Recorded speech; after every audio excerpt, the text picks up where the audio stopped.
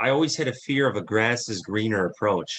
I always Yeah. had fear of what's on the other side. And I always wondered these things, and it made me not a good boyfriend and such. And Mm, I feel like once I got married, and even a year or two before that, I really said, all right, I'm going all in. I'm going to put everything I have into my wife and mm. invest in her and just like try to make her as happy as possible. And Right. once I shifted my focus to that, it's been a game changer.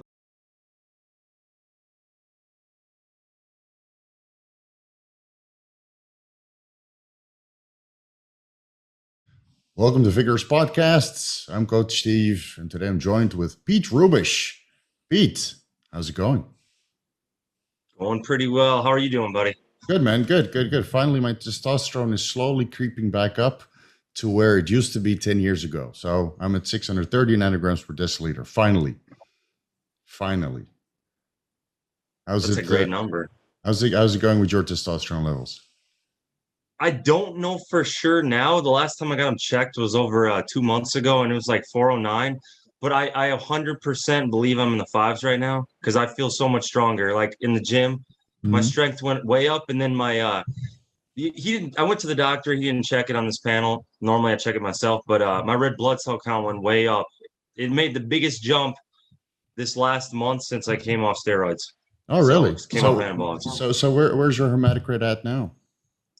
Well, if you recall it, the 150-day mark, it was 39.6, and now it's 42.6 at Right. the 180-day mark. So that's So, it. It's finally back within the reference range. yeah, I feel amazing. Like, I don't get we talked about the dizziness thing, like Right. standing up out of a chair and you feel like you're all dizzy. And Right.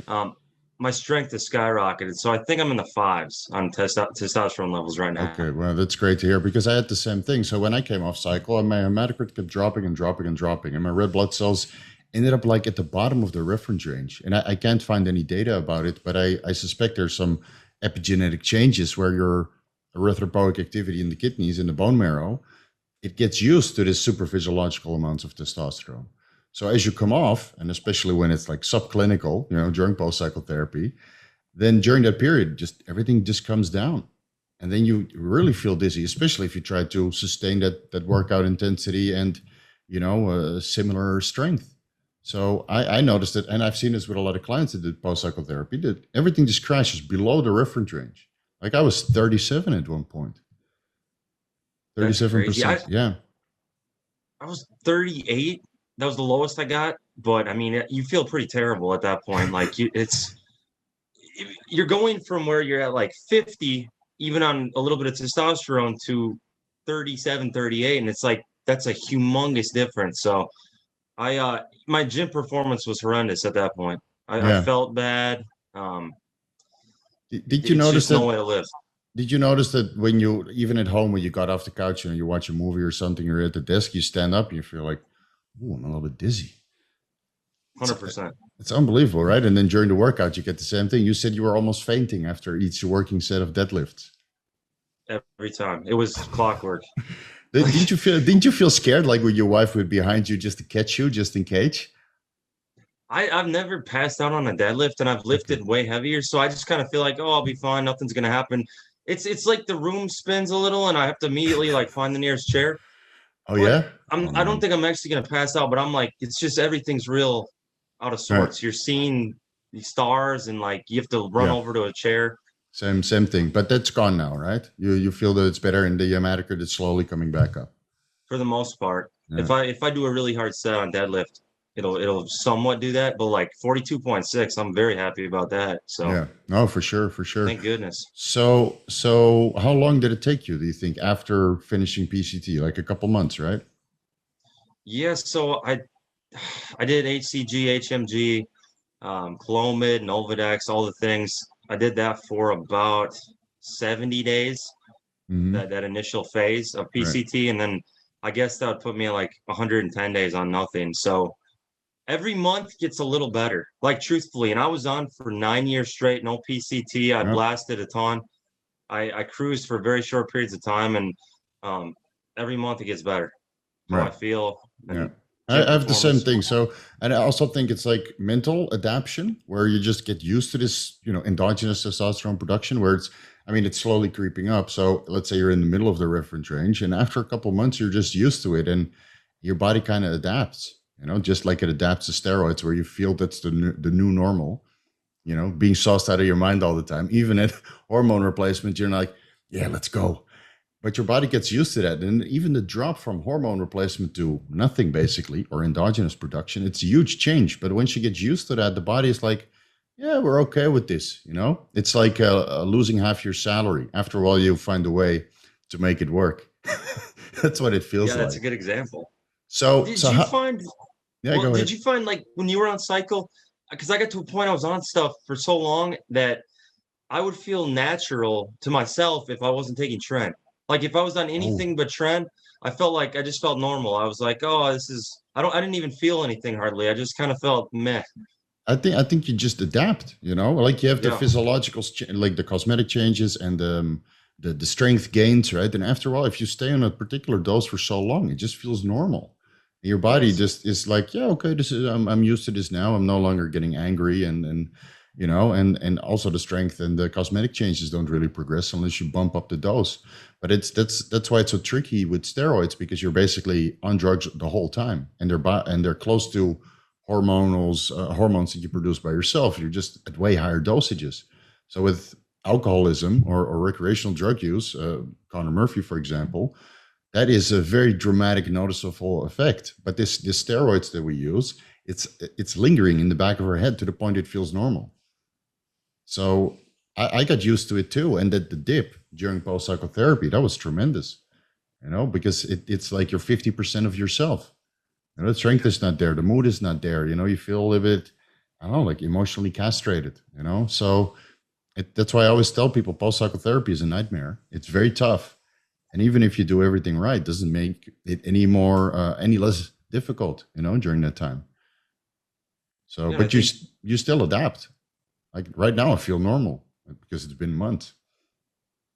yeah, same here. I feel really good. I feel like I can train and I'm actually getting somewhere. And like one thing that's really been interesting, one of the biggest realizations I've had is that now that I'm off everything for over 6 months now, when you're on testosterone, even your libido level is so much higher. Like, and then Yeah, if you add in other drugs like Tren, especially for me, my libido was insatiable. And yeah, now it's like I'm like, wow, this is what a normal person feels like, where I'm not like angry if I'm not having sex all the time or whatever. Whereas if I was on, yeah, but if you're on right, yeah, anabolics, I'm like pissed off if it's not all the time because I'm like, yeah. I literally have so much pent up energy. And now I'm like mellow and I'm like, okay, I get this. And I feel Right. it feels good because it's not like this huge mental burden like all the time where you're like, oh my gosh, You don't feel amped up all the time, right? I used to feel the same thing, no. and now it's a lot, even on testosterone. And then I would add in a little bit of DHT derivative, and I've become more irritable. And now I'm quite mellow. I'm still irritable here and there, but it's way less. It's more manageable, right? I think a lot of people don't talk about this, you know, this mental burden that we're subject to when we're on steroids. And then we can kind of alleviate that with training. Don't you feel the same way that, you know, you get your training in and you immediately feel better for the rest of the day or 2 days? It's kind of like therapy, you know? And then now during COVID, you don't get you have your own gym, right? Yes. Yeah. So I have my own gym too, but it's nothing compared to yours. It's a Smith machine in a squat rack. And doing the leg press on the Smith machine is a little bit scary. Yeah. Yeah, you know, it's got like 5, 6 plates on the side, but the whole thing is Oh moving my over. gosh. So you try to get your therapy in, but it's very difficult during these times, you know. But I noticed that I don't think I could do a cycle right now, you know, being in lockdown and not having access to the gym. That would not be good for mental health. Absolutely not. Are you guys still in lockdown? Yeah, so we just had another one. Oh my Yeah, and then it was goodness. open for like 2 or 3 weeks, and now we're in another lockdown. So we got very lucky in the first couple of months. And we had like a little lockdown, 2 months, 3 months, and the rest of the world had like 6 months, 9 months. And then we opened up, and Thailand opened the borders. And then, you know, tourists came in, or people from Myanmar came in, and they brought a little bit of COVID with them, and then it started spreading again.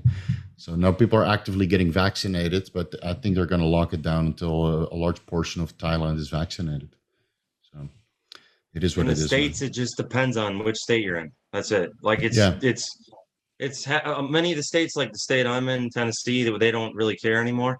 Hmm. So everything's open. People aren't really wearing masks anymore. And then if you go to like Hawaii, It's Mm. strict as can be. Like Yeah. you have to get 2 COVID tests to get into the state. It's so many hoops you have to jump through. So it's just different. It depends And on where you're at. same here. You're not allowed to travel. So if you want to go to Phuket, which is a tourist town, you need to get vaccinated on the spot, and you need a negative COVID test, and you need to be in quarantine. So you're straight out of the airplane, you get vaccinated, you go into quarantine, and then you get your second shot of the Sinovac from China, and then you're allowed to go. So if you want to go on a holiday in Thailand, it's almost impossible. So we did like a 5-star hotel next to the river, which are on discount. They're like $50 now because there's no tourists. So we stayed. Yeah, it was super cheap. So we stayed in a 5-star hotel as a staycation. That's the only way you can get out at the moment, which was great. 80 square meter room. So that's the biggest presidential suite that they had. And that's the only way you can actually enjoy a little bit of a holiday now. But I think a couple more months and then Thailand should be okay too. But then You're in Bangkok, right? Yeah. Yeah.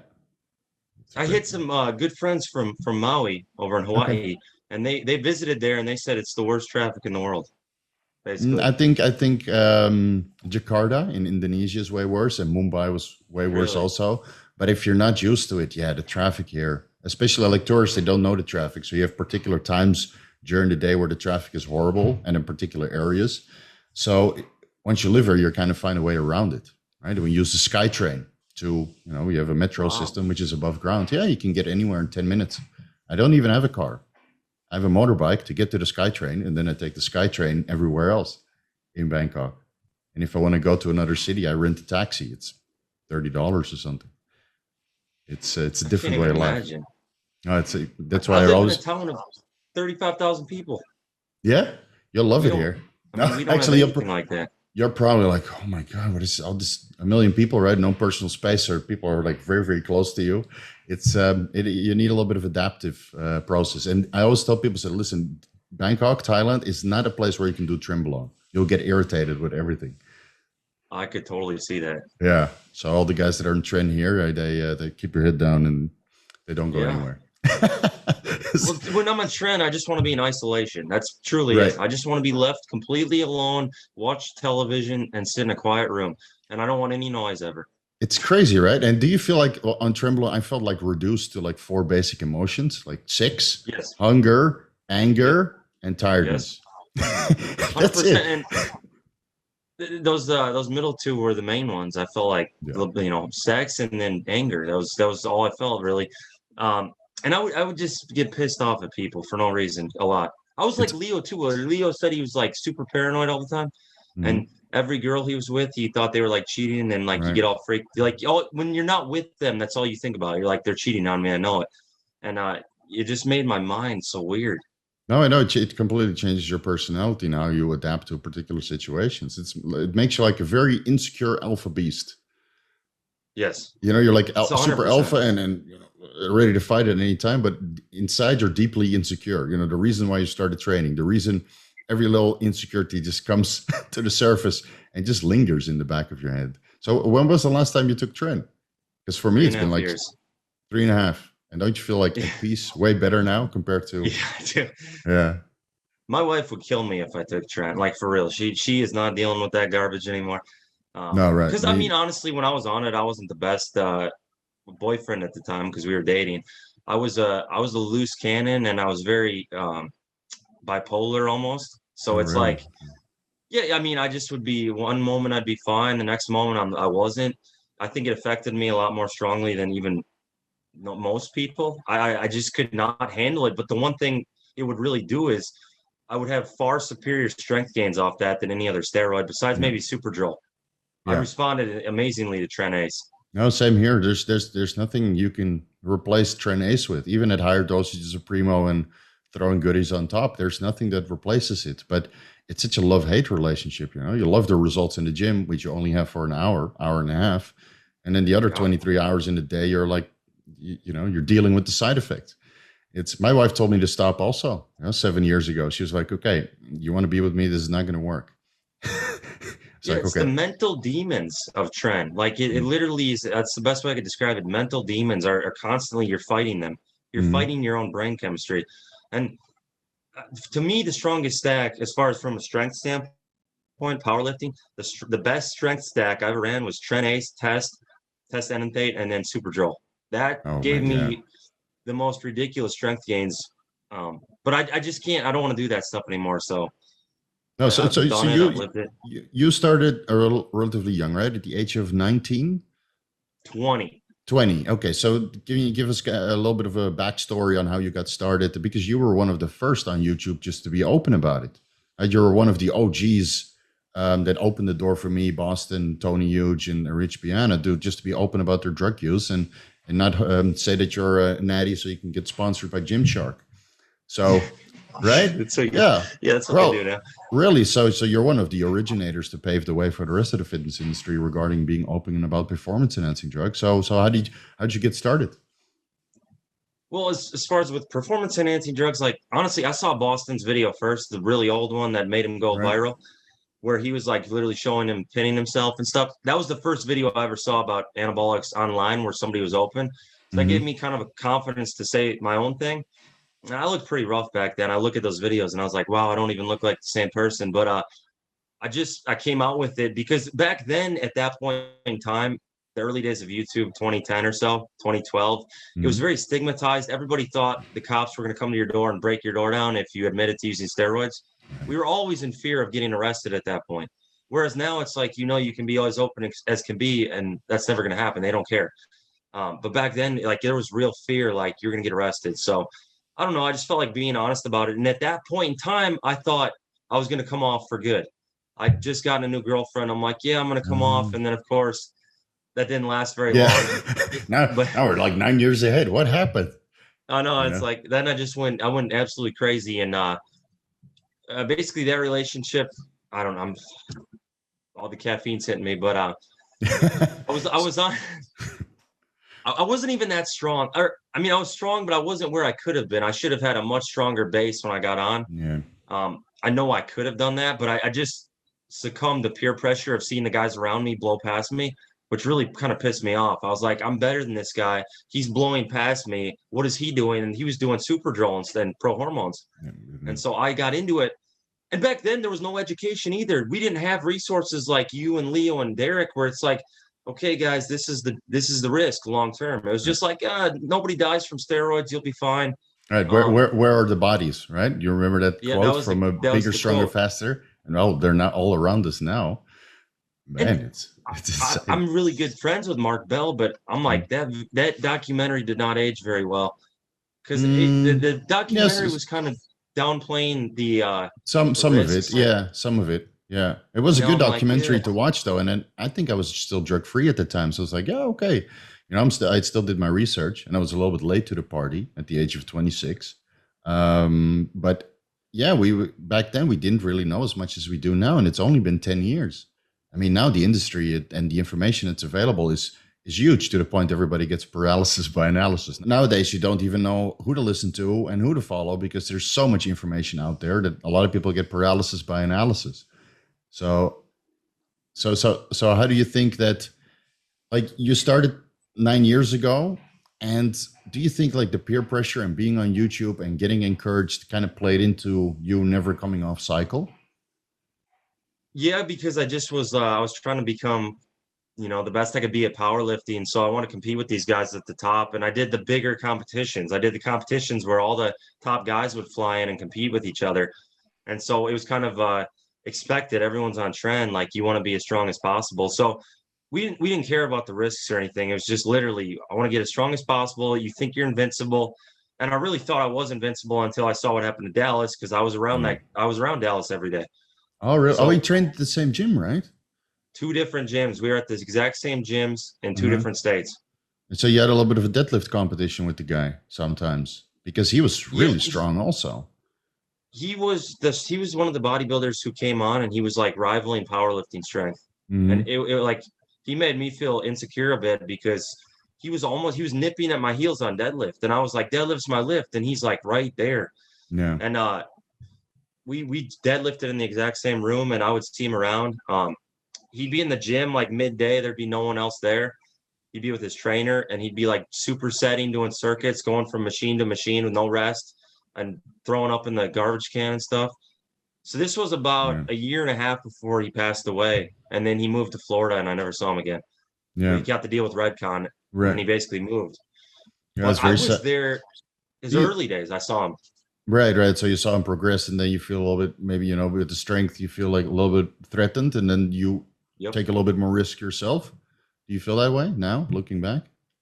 Yeah, I mean he would literally pulled 865, and then he tried 900-pound deadlift, and then like 4 days later I pulled 900 pounds, and I just wanted to be the best at like something like deadlift because I wasn't a good bencher. I mean I was decent but not great, and he killed me on bench, and like he was just a beast. And Yeah.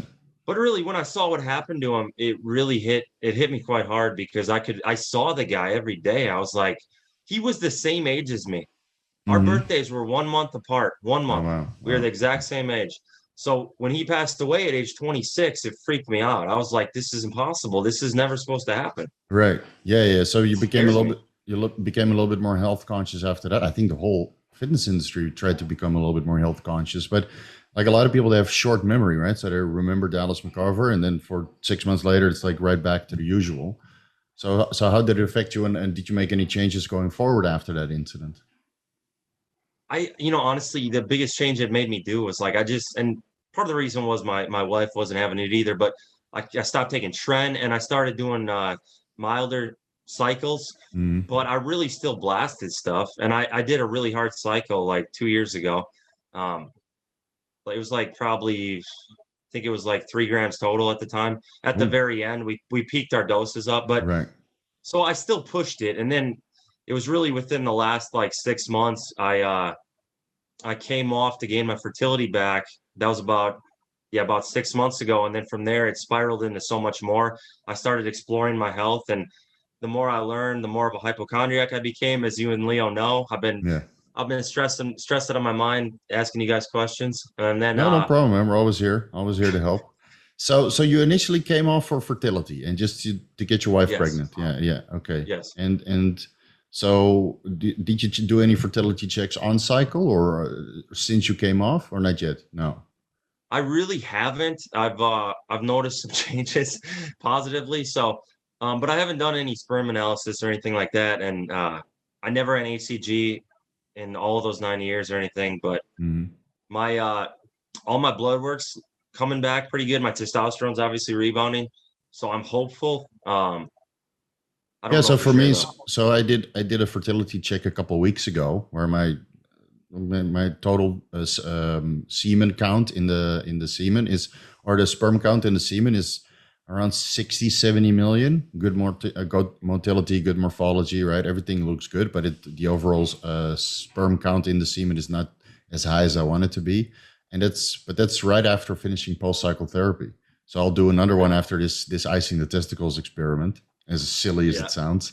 But since it increased my testosterone concentrations, I'm hopeful that it's going to increase my fertility as well. And before anybody asks, no, we don't have any plans as of now. I just wanted to see if it's better than on cycle, because I did it many times on cycle as well. And as long as I never checked it over 1,000 milligrams of test per week, but I checked it on testosterone only cycles, and I still produce sperm that has decent quality to get somebody pregnant. So the motility is a little bit lower, the morphology is a little bit lower, and the semen count, the sperm count is a little bit lower, like 20, 23 million per milliliter, which is like at the bottom of the reference range, but it should still be sufficient to get somebody pregnant. But it really, like, if I were to test that on Tren, I'm sure there would be nothing, like undetectable, zero. I've seen the semen analysis of clients of mine on Tren. So I wanted to check my fertility, and we can't detect your morphology and motility because there's no sperm to test. All right. And then those guys go on FSH and HMG protocols, and ICG and HMG protocols. And within 6 months, everything is okay again. So you just have to be persistent, when it comes to fertility. Do you know what your LH and FSH are at?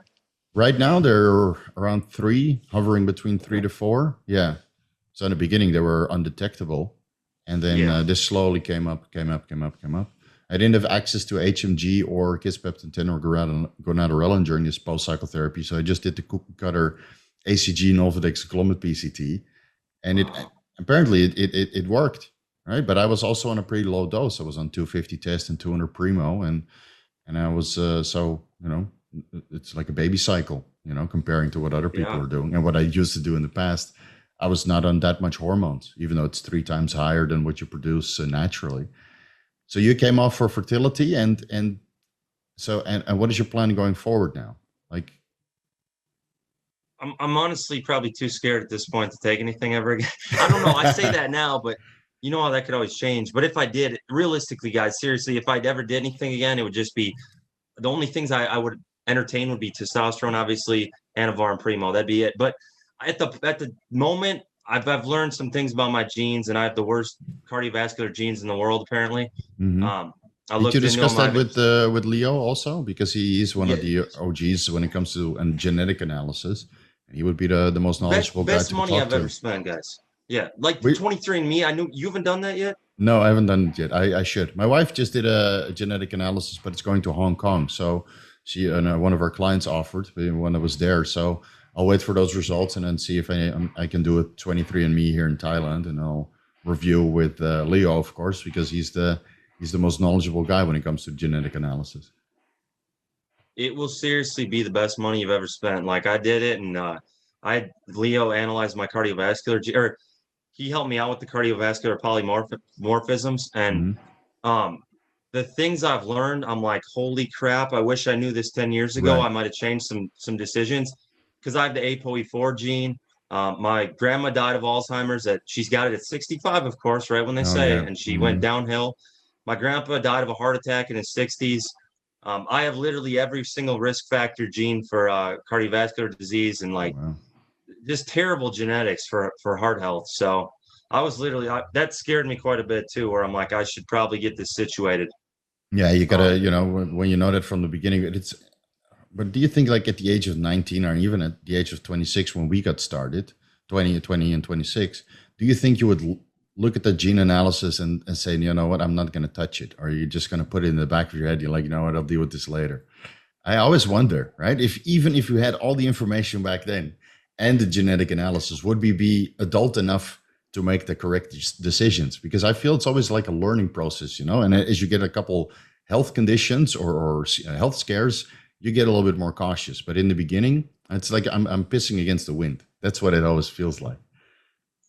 yeah, you're right. I mean, even if I'd known at 20, I probably would have been like, yeah, trend for life, So you're actually, yeah, that's a good point. That's a fair point. Even if I'd known, I probably still would have pushed it for a while. So you think you're invincible, like I said at that point. But now I've learned, I'm like, I'll be lucky to make it to 80. So I got my work cut out for me. Yeah, And I that think that, explains. yeah, No, go go ahead. ahead. Go ahead. Go ahead. Well, my LDL, I've never gotten it below 120 ever. 120 is the lowest I've ever gotten it. And I could never figure out what was going on here because if I ate perfectly, it wouldn't go below 120. And if I took a bunch of supplements, it wouldn't go below 120. And I was like, what the hell is going on here?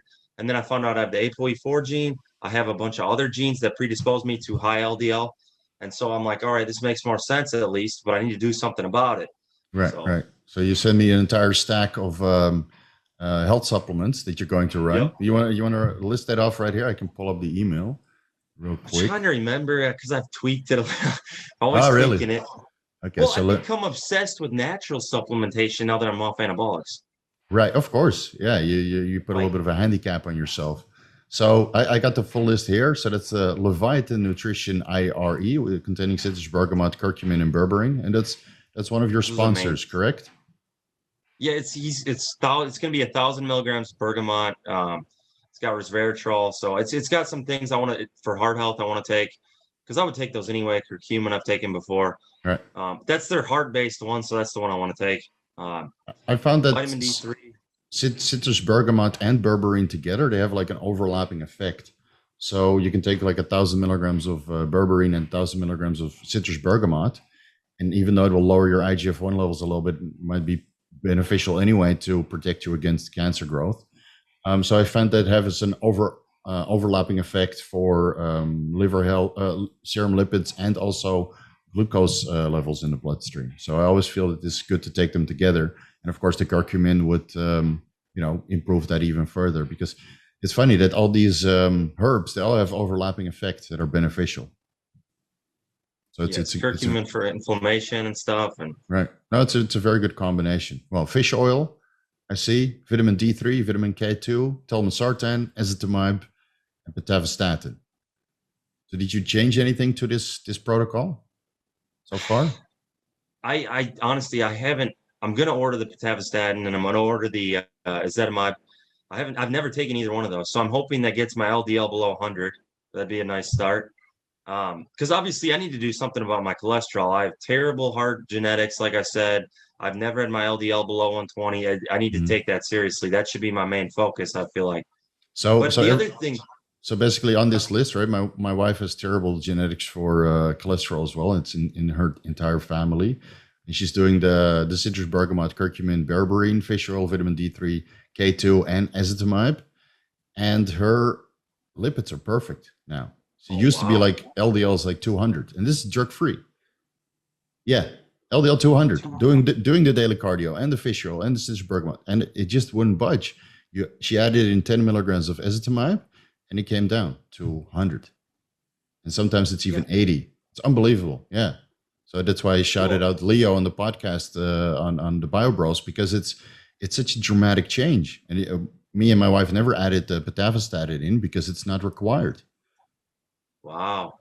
Yeah. So I would recommend you to do the ezetimibe first, 10 milligrams, give that a month, and you'll see a dramatic reduction. I've seen it with all of my clients. It's even potent enough to keep lipids somewhat favorable while you're running like a heavy pre-contest cycle with the Winstrol and the Tren and the Mastrol and the Primo, right? Which are all horrible for lipids.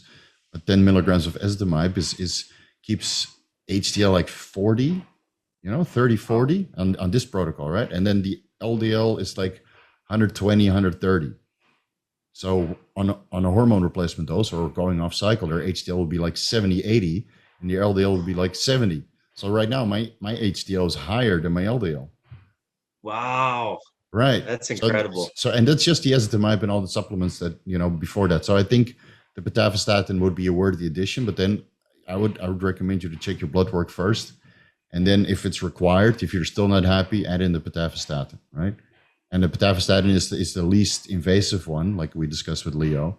So it's not the one that makes you sore. No real downsides, but it does protect against Alzheimer and the genetic issues that you're faced with. Right? That's incredible. I know you're huge on ezetimibe. I know I've seen you tout that a million times. So I've never taken it. I'm going to be, curious to get my hands on that. No, I got it from Leo, so I added it in myself, then my wife, and then all my clients, and everybody's got awesome results without any downsides, besides a little bit extra money that they need to spend. But spending a little bit of money for health now will, prevent you to spend money later on, right? For all the issues. Yes.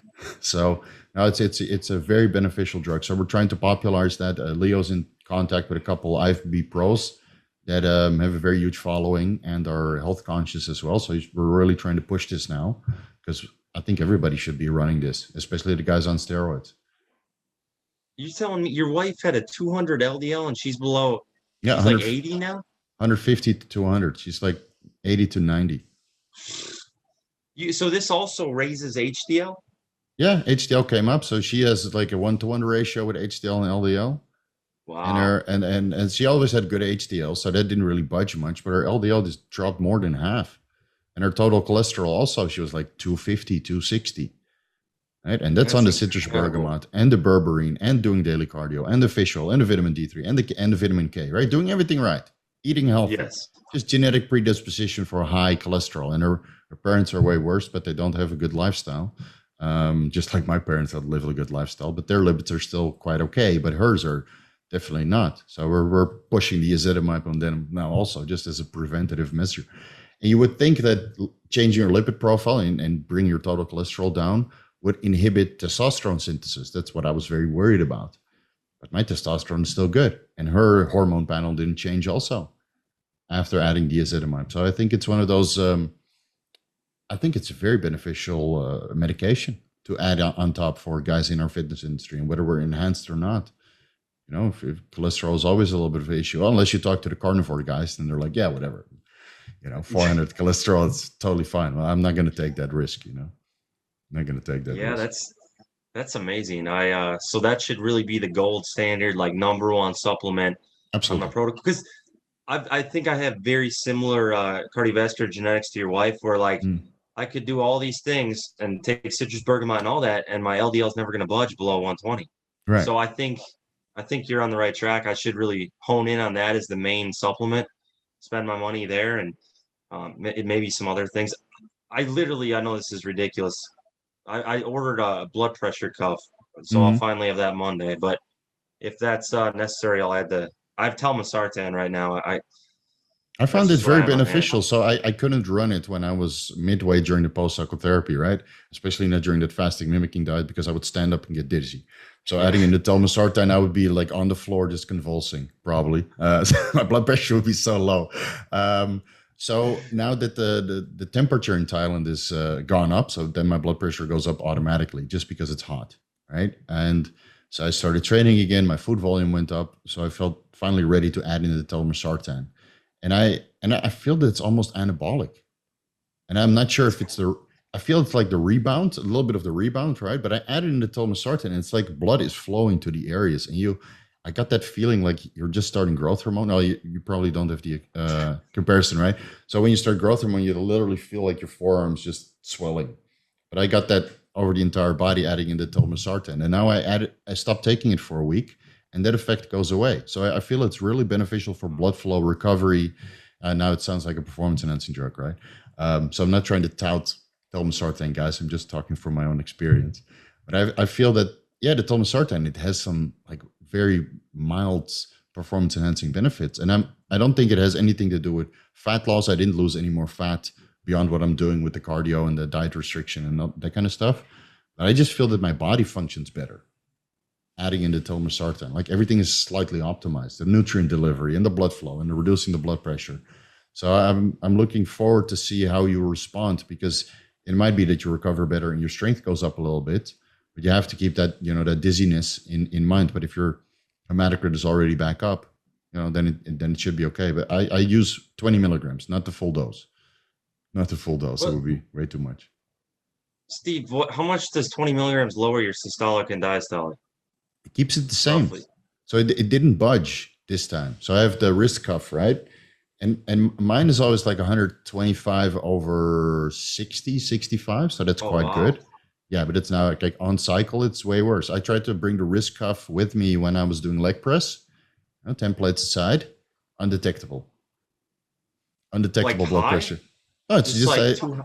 I start repping, and then my wife presses the machine, right, too, and I keep my hand free. So I'm just try to relax, right? So this is not contracted. And then I do the reps, and then the machine starts working to see how high my blood pressure would be during a set, undetectable. And then after the Holy set, it's like cow. 160 over 100. It's disgusting. But that's the problem with training, right? Nobody realizes how much their blood pressure shoots up during the set.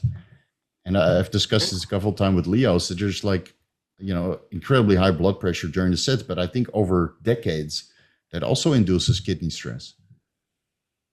Ah, see, I never want to stop training heavy. I love it. I love powerlifting, and I still want to lift heavy. So I'm trying to kind of like pick and choose my risk factors. Like I want to train heavy. I want to eat pizza sometimes, stuff like that. So, so I'm like, this is my logic in my head, my reasoning. I'm like, I'll lift heavy, I'll eat some pizza, but I'm not going to take anabolics, and I'll keep my weight down, 97 kilos. Right. And I'm trying to like justify, like, all right, I'll do this, and then I'll get rid of this. But I think if you live like a hermit and you don't do anything at all, and you're afraid to have a yeah, contact with people, you'll not accomplish anything in life. So everything is a trade-off, and as long as you're enjoying yourself and you feel that you're doing the least amount of damage to your body, short term, long term, then I think it's okay. But again, time will tell, and everybody has a genetic difference, right? So you have to look into your family. And I honestly, I'm considering to go back on cycle, albeit at very moderate dosages, because I do like to enjoy myself now, and try to make sure that I set myself up to have an enjoyable life afterwards. But I think bodybuilding or strength sports are inherently unhealthy. yes. Just the whole act of it, the whole act of the bodybuilding and the strenuous workouts and the high food and putting yourself in a position where you can get injured, right? That's what we do every day. We're like this close from injury every time, right? And we love it. We love in that moment, like in this little moment in between injury and bliss, we live. That red line, yes. Yeah, and so we're always trying to push the boundaries a little bit. But now it's for you and me, it's very difficult because we're used to this, and now we're here, and we're like, I want to get right back, but the health risks, it's not worth it, or the mood changes. Yeah, I'll trade health for here. I'll trade 50 kilos off my bench for health, and like 100. It's Steve. It's like 80 kilos off my deadlift. I mean, it's incredible. It's but I want to have this balance of like I want to be as strong as possible while as healthy as possible, and so it's this fine line. Right. Do you feel that your weight reduction is almost the same as your strength reduction, or vice versa, where you reduce 80% of your body weight and your strength comes down 80%? Do you feel that correlates? Yes.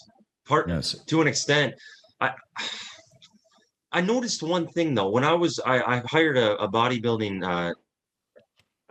diet coach, pretty well known. And he had me eating like 7 times a day, like stuffing my face. I was miserable. And I gained all this weight. Yeah, I did it for like 12 weeks and I couldn't. I hated my life. I couldn't. Yeah, I was bloated constantly and felt terrible. But that's how I got non-alcoholic fatty liver disease. Yeah, the eating is insane. I can't do that. Yeah. I don't know how you bodybuilders do that. I'm like, this is miserable. It's a job. And we remind ourselves that at one point we're going to be starving again. So right now we got to make ourselves nauseous and sick. And then, so I used to think like, okay, low drugs and high food, right? Yeah. And it works. All your health parameters are way better. But the high food volume and the calories also contributes to non-alcoholic fatty liver disease. You're basically, but like with people with diabetes, right? They induce diabetes, not exercising, poor insulin sensitivity, and just hammering the food, right? But poor food choices. So saturated fat, high glucose, high sugar content, MSG, everything that's wrong to consume, right? And they get into type 2 with diabetes. And we eat everything that's right, bro foods, healthy foods, and we're trading away this reduction in insulin sensitivity. So we're always, burning the glycogen and improving insulin sensitivity. But it doesn't matter. It's all passing through the liver. It's still passing through the liver. This high food volume, this healthy fats, this high amount of carbohydrate in combination with healthy fats, it's all passing through the liver. That's how it gets absorbed. And over time, it still contributes to non-alcoholic fatty liver disease. And I think I was able to prevent my non-alcoholic fatty liver disease from progressing as far as other people has let it progress by fasting, right? One week, three times a month. 1 week, 3 times a year. So every 3 months I would fast for a week, right? And I would do diets at least every year. So that always reduces your non-alcoholic fatty liver disease. But a lot of guys don't do that, and it just progresses, right? Forcing food, low dosages, right? And their health parameters are good. And then they go for their ultrasound and there's still non-alcoholic fatty liver disease present. But the longer I do this, the more I'm trying to find way around it to do this as healthy as possible. But there's there's like a cap on what you can accomplish healthily. And I think it's like sub 100 kilos. And I say 100 kilos, which was built on steroids. Like my maximum natural weight was 88 kilos. Wow. So the 100 kilo, like I'm 95 now, I think I can sustain that in a caloric deficit in endogenous testosterone production. But the 100 kilos or 115 kilos that I used to build on steroids and high food volume, now I can sustain with low food volume and endogenous production. But I would never be able to get here without it. So it's such a trade-off. And the longer I do that, I'm like trying to find ways around to do this bodybuilding thing healthy. But the more research I do, the more I realize like you can't. It's almost impossible. There's always something to trade off. Which is a shame because we love this stuff.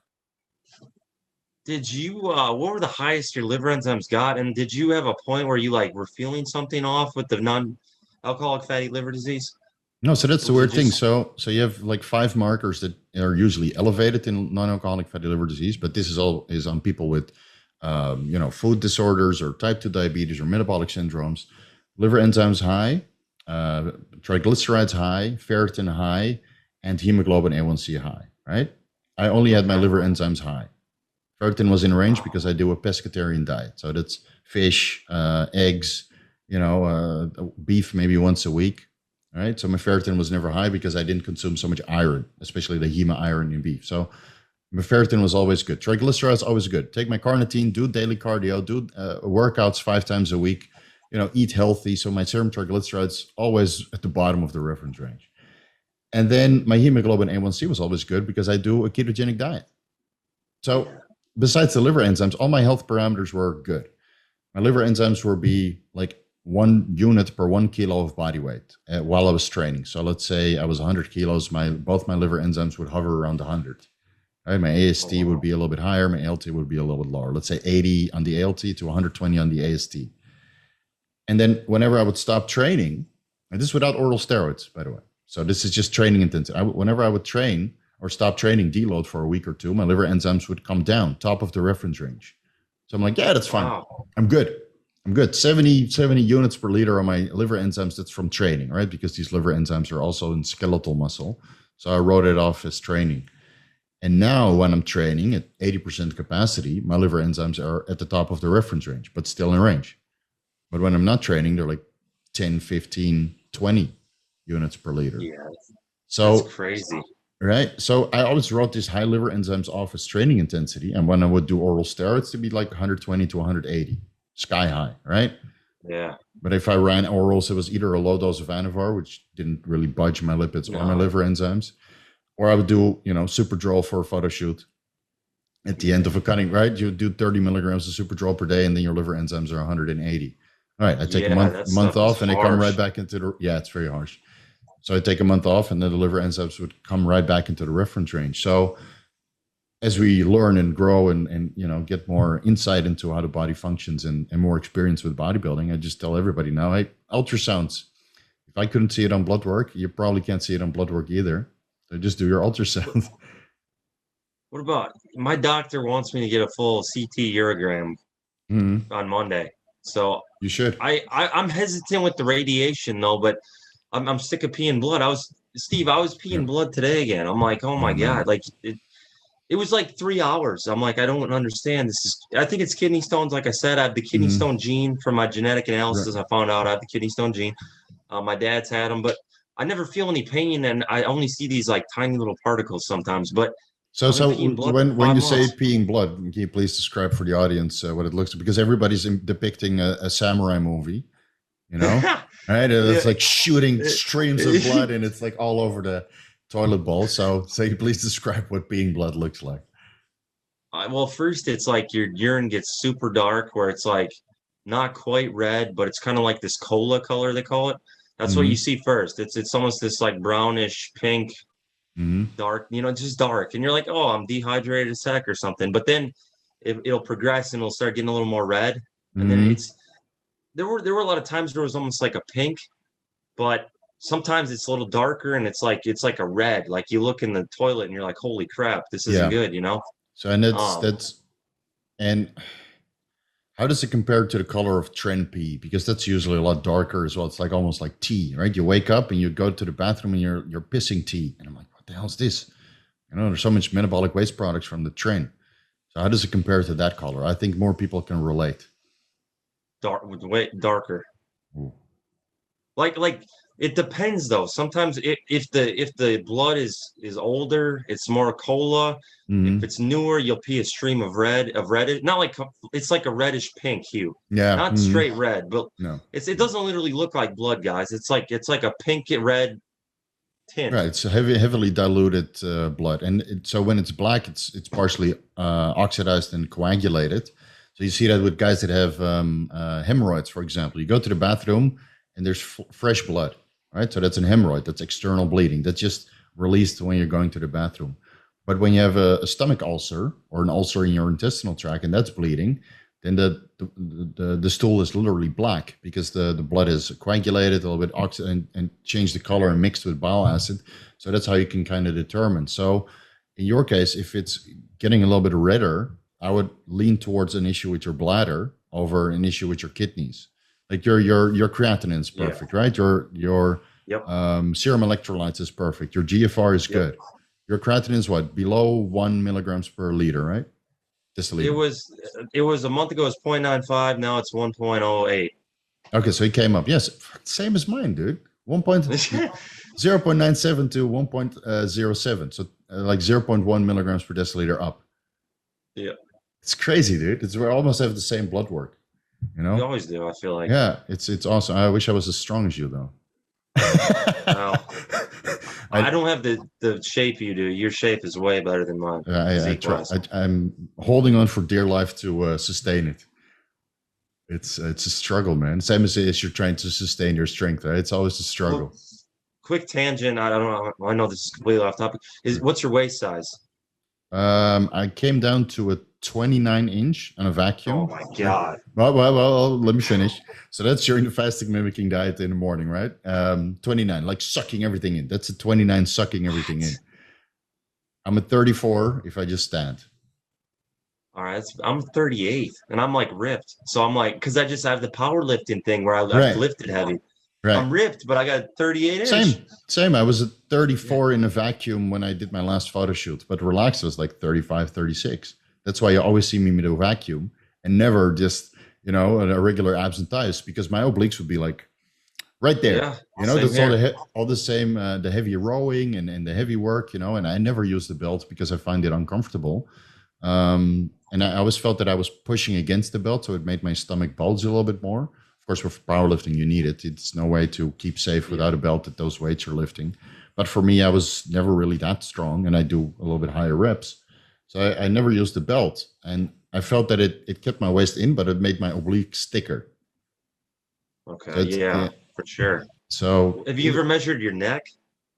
I think my calves were bigger. I did one time. I think it was like 19 inches. And my calves were like 19 and a half. Yeah. But now now I have a pencil neck. Now there's nothing left. Well, mine went from 20 to 17. 17? Yeah. Oh, 17 man. Yesterday. I was like, awesome. Sleep apnea. So yeah, do you still have sleep apnea, or did you ever have it? I haven't tested it, but I feel like I don't have it anywhere near as bad if I do it all.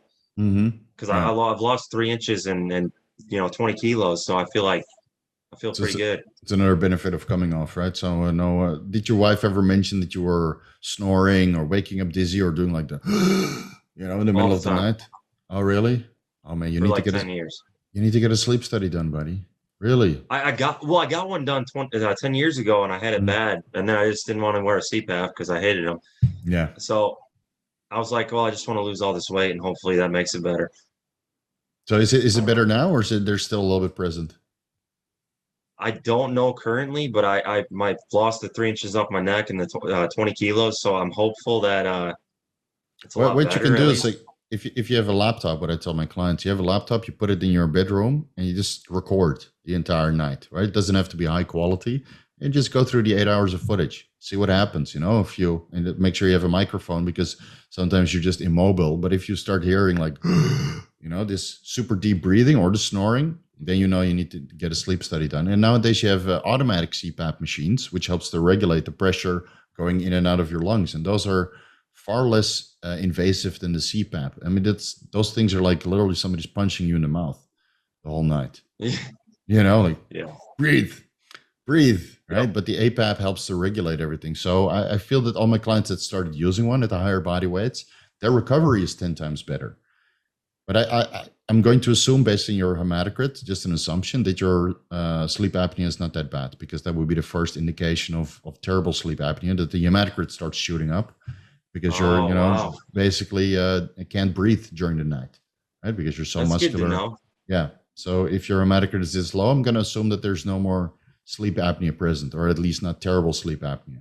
Because I've seen it on clients' blood work, right? And they're going primo, and then they start getting heavier, and they snore. They mentioned they snore a little bit, and then you see the hematocrit shoot up.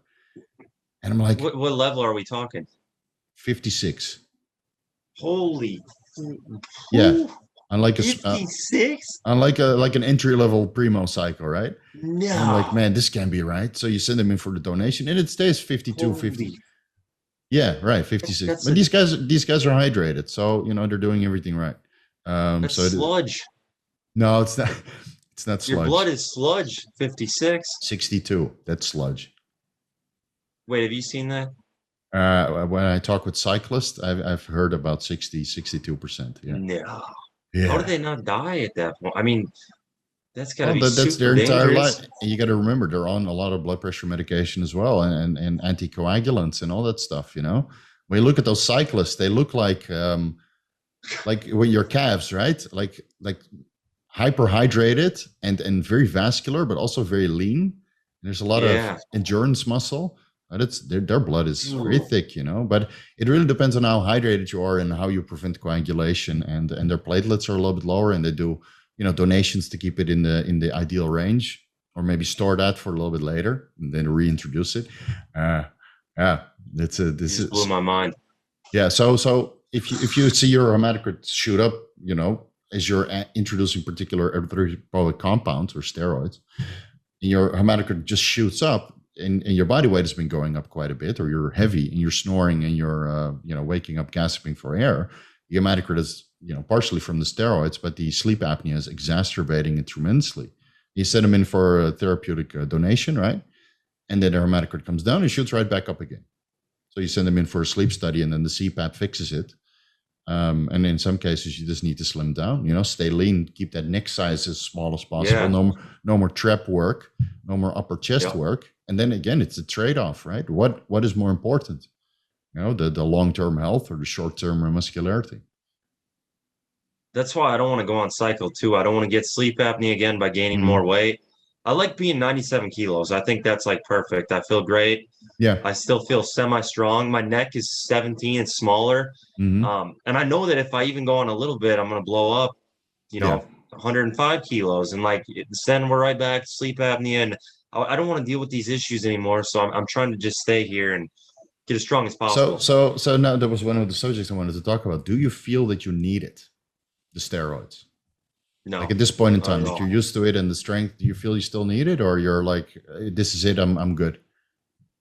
I don't feel like I need it at all. I feel like 15 weeks from now, I'm going to deadlift 325 kilos and bench 170 without it. And Crazy. I don't feel dependent on it because I feel like I'm getting stronger again because my testosterone's like 500-ish. And that psychological need for it isn't there. I know there's guys way stronger, and I know I used to be way stronger than even that. But I'm like, I feel like I look a lot better than I used to, and I feel a lot healthier. And to me, that's worth it because I've seen, like, I saw my genes. I feel like I did a lot of damage in my 20s.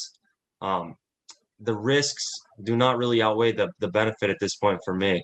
Right. Like, I also, Steve, I found out on the 23andMe, it said I have a 52% chance from where I'm at now to age 60 of getting type 2 diabetes. Oh, I was like, really? oh, that's great. Yeah, I need to do this 52%. also. Do you have any diabetes in your family? Yeah, a little bit. Yeah. Okay. So I don't have any diabetes. I have mostly cardiovascular disease and liver cancer or stomach cancer in my family. Excuse me, stomach cancer in my family. So I always do my cancer markers right every 3 years. So I'm really on top of that and the lipids and all that stuff. So the weird thing is, in my case, there's cardiovascular disease in my family, but my lipids are still good. Wow, So that's awesome. no, but my parents also had good lipids, but they still got cardiovascular disease. So How does that work? that's well, they drink and smoke, so that doesn't help. Obviously, there's a lot of inflammation in the body. Since C-reactive protein is elevated chronically, homocysteine, all the inflammatory markers are elevated. And I tried to get them off, the smoking and the drinking for years, but some people don't change. You're just like bodybuilders. You get that health ramification, then you listen, right? The weird thing Yeah. is, like my mom, she got coronary artery disease, and she had like micro heart attacks for like 3 years, right? Where the heart constricts, you wouldn't get enough blood flow. So it literally get like almost a heart attack. And the doctor didn't diagnose it properly. So she would, yeah, I know it's fucked up. So Holy this crap. during when I was like 15 to 18 years old. So she, at one point, she couldn't do anything, right? And I took care of the entire family during that time, doing all the grocery shopping and the laundry and all that stuff. So it took like 3 years for her to get diagnosed. And then they found out that she had a coronary artery disease, the clogged artery, and they put in a stent and put her on, Yep. a ton of medications, like cholesterol medications, which wasn't really elevated. But she didn't stop drinking and smoking. So it's right. She for her, it didn't become a life changing event. But I've always been very, very careful. And one of the reasons why I started steroids so late is because I wanted to understand the health impacts. And I still did my stupid experiments, when I thought, oh, where are the bodies, right? And I still did my silly experiments, and I'm like, yeah, I'm gonna be okay. You take a transition in, but it's always been in the back of my mind, even if lipids are okay, there's other things that regulate cardiovascular disease. And then later I found out it was inflammation. So alcohol and cigarettes, that combination is horrible for inflammatory markers, right? But again, that's 20 years ago. We didn't know that. No. So it's 10 years ago, they didn't know that. no. And I think I'm one of the first to really bring into the industry that the synthetic carrier oils can induce that. And we heard it on the boards, and John Meadows has talked about it. So, but I just brought it more to the forefront and really give a clear picture on what oils are good and which oils are terrible, and how they affect your blood work. Steve, when I first got into anabolics, I would get whatever I could get. And like, I would pin my glute or quad, and it would blow up like humongous. And I couldn't even walk for a week. Right. Like I wouldn't even be able to walk around for a full week because I would have so much inflammation from the shot. I was like, I don't know what the hell's going on here. You sit in the bathtub just to get the inflammation under control so you can deadlift the next day, right? I couldn't even reach the bar. I could not reach the bar. That bad? Oh my God. I don't know I was putting some terrible stuff into my body. I don't know what was going on. Same here, because, I had access to pharmaceutical grade testosterone. The Primo was way too expensive back then. And then, you start dabbling with Tren and Masterone and all the underground labs, but you never know what the oil is. Even though if they put grapeseed oil in the bottle, you don't know how much ethyl oleate, right? It's underground labs. There's no third party testing. So it's, it's a huge learning experience for all of us. And in our defense, all the stupid things we did, the information was not there, and everybody was promoting it, the steroids and downplaying all the risks. But now the risks are quite known. And you've seen guys around you pass away, and I've seen guys around me pass away. I mean, here in Thailand, there's like 15 guys that passed away. Nobody heard about them, all due to steroids or compounding effects, insulin and diuretics before the show. Just, it's the longer I do this, the more scared I get, But honestly, I would still go back on hormone replacement, What age were those guys who passed away? What ages? Between 18 and 40 something. Gosh, man, that's terrible. Yeah. No, and those guys don't have the access to the information because they don't speak English. Right? They can't do the research. And I've talked to some of these guys, right? They asked me like 3 weeks before a guy passed away. They asked me about insulin. Dude, you're not ready. Don't do this. Oh, man. You're a men's physique guy. You don't need the insulin. I know it sounds exciting, but bodybuilders need it when you eat a lot of food, and then you can control your blood sugar that way. And I try to explain my best Thai, and then have my wife translate and explain it the best. 3 weeks later, passed away. I have no idea what the issue was. So I said, guys, don't do it. And then 3 weeks later, had a heart attack. That was the cause of death. But this happens over and over again. I saw it happen in Holland as well. And these guys we never hear about, right? Because they're not internationally known. We hear about Dallas Mc.Carver. It's so sad. Yeah, it's very sad. But nowadays we hear about guys passing all the time. So the longer I do this, the more hesitant I get. So for me in the future, it would just be hormone replacement, and maybe add a little bit of Primo on top for the cosmetic effects. And that would be kind of it, and then try to build a physique around 100 kilos that's, nice, cosmetically pleasing, but doesn't demand so much food or demands any more drugs. It's crazy too, because I have a story. I was at a point where I was so reckless. I was just taking whatever, and I got gear from somebody at one time, and in the delivery they threw in some rec drugs that I didn't know what they were. Like, I was so naive. Oh, man. I thought they were Anavar and Anadrol. So there was this little baggie, like, really, the little baggie, and it had 4 pills in it. And I'm like, oh, nice of the guy. He threw in some Anavar and Anadrol to try. And I took one of them. This was meat week, so I'm like, oh, I might as well just take my whole stack. I take all your stuff. So I just took one of them. There was some voice literally in the back of my head that said, I almost took all of them at once. Yeah. And the voice, it was literally just take one. So I took one, and it was like one of those Xanax bars, the fake ones. I think it was laced with a little fentanyl. I don't know. I don't know. Yeah. I passed out for like 4 hours, and my wife knocked on the door. I never heard her. I woke up. I didn't know what happened. The other 2 pills, though, were ecstasy, MDMA. So, oh my God. Would I have died if I took all that at once, you think? Probably.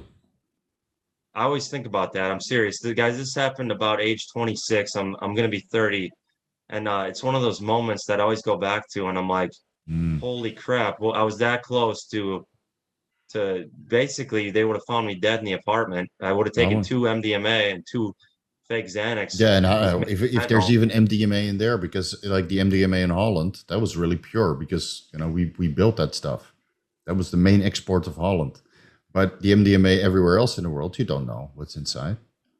I It could that be. that moment was like that. I was like, whole. I threw it. Once I realized how I was such an idiot, Yeah. I was so ignorant. I threw it away. But like, I tried to contact the dealer guy 6 times over the last like 2 years, and he never responded. Because I was like, dude, No. what the hell? I was Yeah. like, what are Yeah. you doing to me, bro? Or No, no. that was I literally I had no interest in recreational drugs.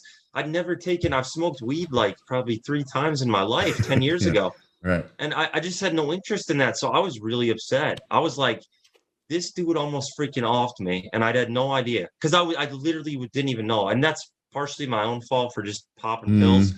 But I was really pissed about it because I was like, dude, I was that close to being gone at 26, and this freaking dude just like I didn't even want that crap. I don't know why he threw it No. in there.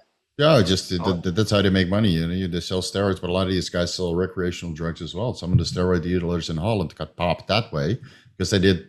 Everybody thought they were selling steroids, but they did mostly recreational drugs. The steroid sales were just a side business. To get in touch with the bodybuilders and then start selling recreational drugs through that avenue.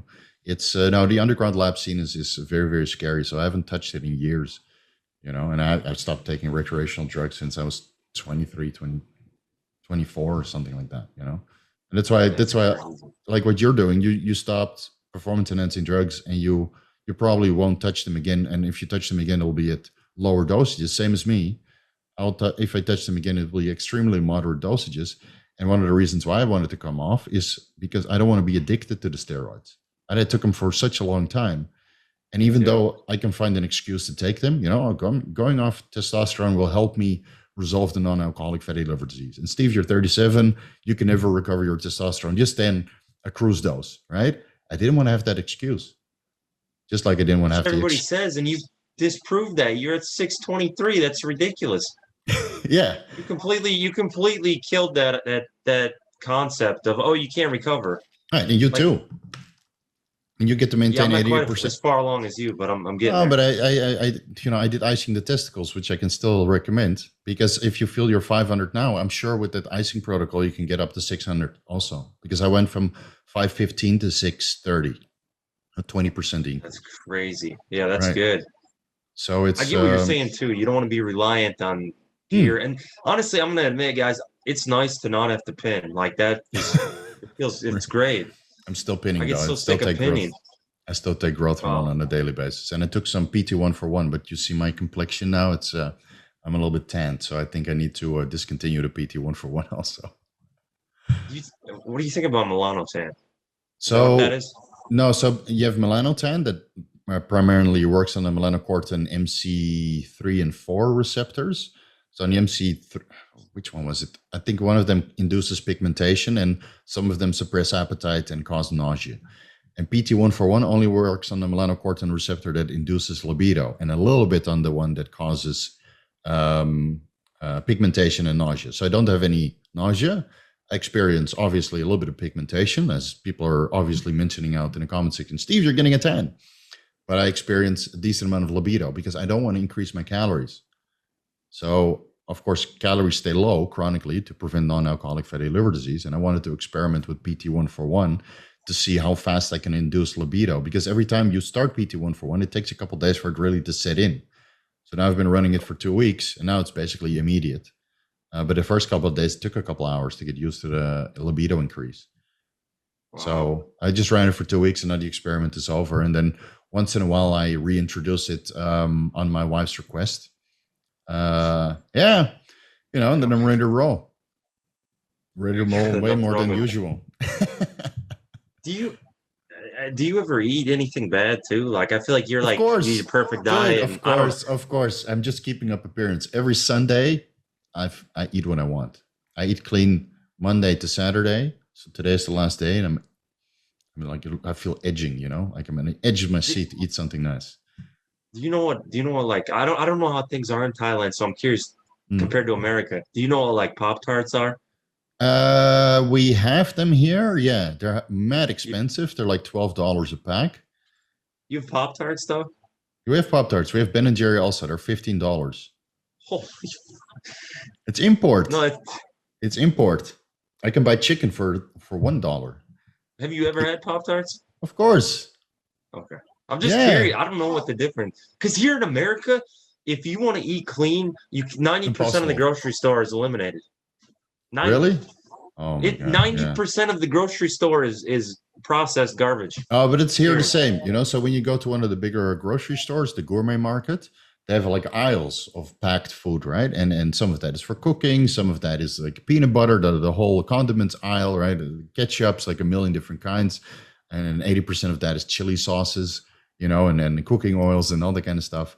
And then there's a vegetable section and a fresh produce section. A lot of fruit here, a ton of fruit. I mean, You, mango you got here is the fruit here is Lilikoi, what's that? passion fruit. Oh, passion fruit. Yeah. We have Oh, that. Yeah. that's the bomb. That's my favorite. So this is, you know, the fruit in Thailand is phenomenal, right? And the vegetable produce is phenomenal, and the animal meat sources are getting better and better and better. It used to be not so good, but now they got export quality. You know, the egg quality improved, and the pork is a little bit less fatty. You know, Thailand's getting very health conscious, and the fitness industry is growing rapidly. You know, so you got health food sections and all that stuff. So the grocery stores here are amazing, but all the imported stuff is just highly expensive. You know, so people think, oh, Wow. Thailand is cheap. If you want to live healthy, you want to live a good life, you know, a Western standard good life, you're paying an arm and a leg. Really? Yeah. I didn't know that. Yeah. Wow. But electricity is cheap, you know, and housing is relatively cheap or affordable. Let's put it that way. So there's good points and bad points. But living in Thailand, man, you can if you have a decent income, you can just you know put everything in place and live a very happy and peaceful life. Yeah. Yeah, there's a famous power lifter. He used to be. He moved to Cambodia. Yeah. Lee. Lehman. Yeah. Lehman, right? Yeah. I met him a couple times. I think he had a You couple messages. serious? Yeah, he came to Bangkok also. He came to train at the Muscle Factory, which is the biggest gym in Thailand, obviously. And so he was deadlifting there, like. And we have a strong man, Jill, who was one of the big fan of yours. Also deadlifts 320. Wow. And then Lehman came in and he was repping like 370 or something. And he was like, Dang. so sitting on the sideline, just googly eyes. Yeah, never, because he's the strongest guy, right? There's nobody else that deadlifts more than him. And then Lehman came in and he was, and there's Tofuk, the strongest guy in Asia from Singapore, also just casually deadlifting like 370 kilos, 380. Unbelievable. So that's a I've good met thing about Lehman once, Mhm. but he stays out of the spotlight. Like he doesn't do Yeah. interviews.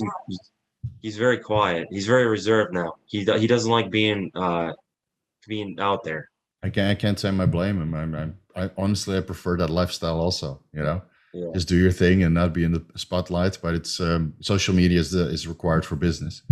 Right? If nobody knows about you, like for me, I was like a hidden coach, hidden in Asia, right? And people only on the amateur circuit knew me, so they would find me anyway. But if you want to branch out a little bit, the only way to do that when you live abroad is through social media. And as much as I love social media, that there's a little bit of a bad aspect that comes along with it as well. Yes. You know, the remarks and that's part of it, right? And you get hardened as you stay longer on social media.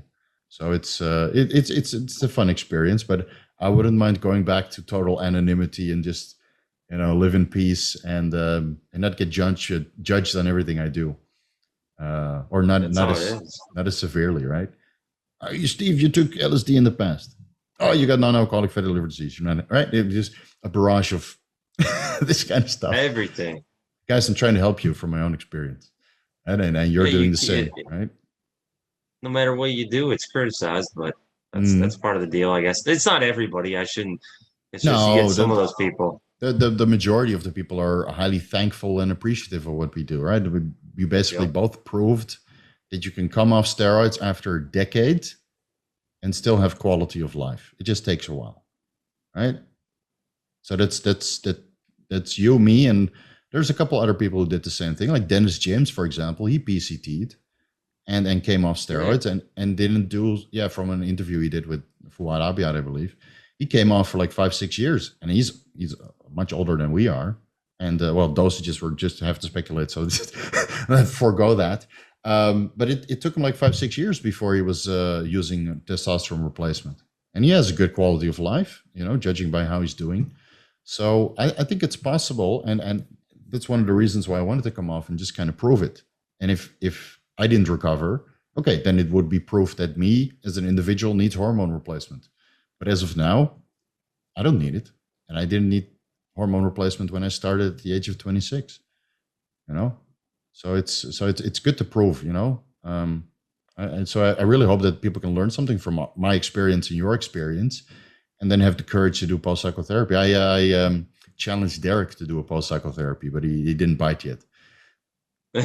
Actually, at this point, I wouldn't recommend him to do post-psychotherapy, because there's a down period involved, and you lose productivity, and you get a little bit insecure, right? And then his business is booming so much, and he's actually responsible for other people. I never looked at it that way, but he has Gorilla Mind, where people work, right? He has Merrick Health, where people worked.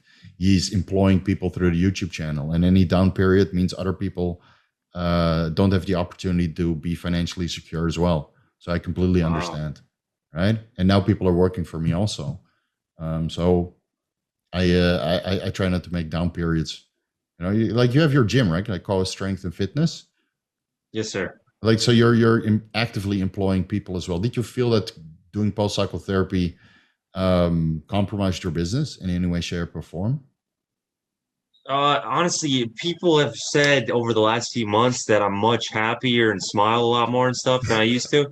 So I think actually being on anabolic steroids would have compromised things a lot more, because I'm just not as social and so nice. You're a more tolerable boss.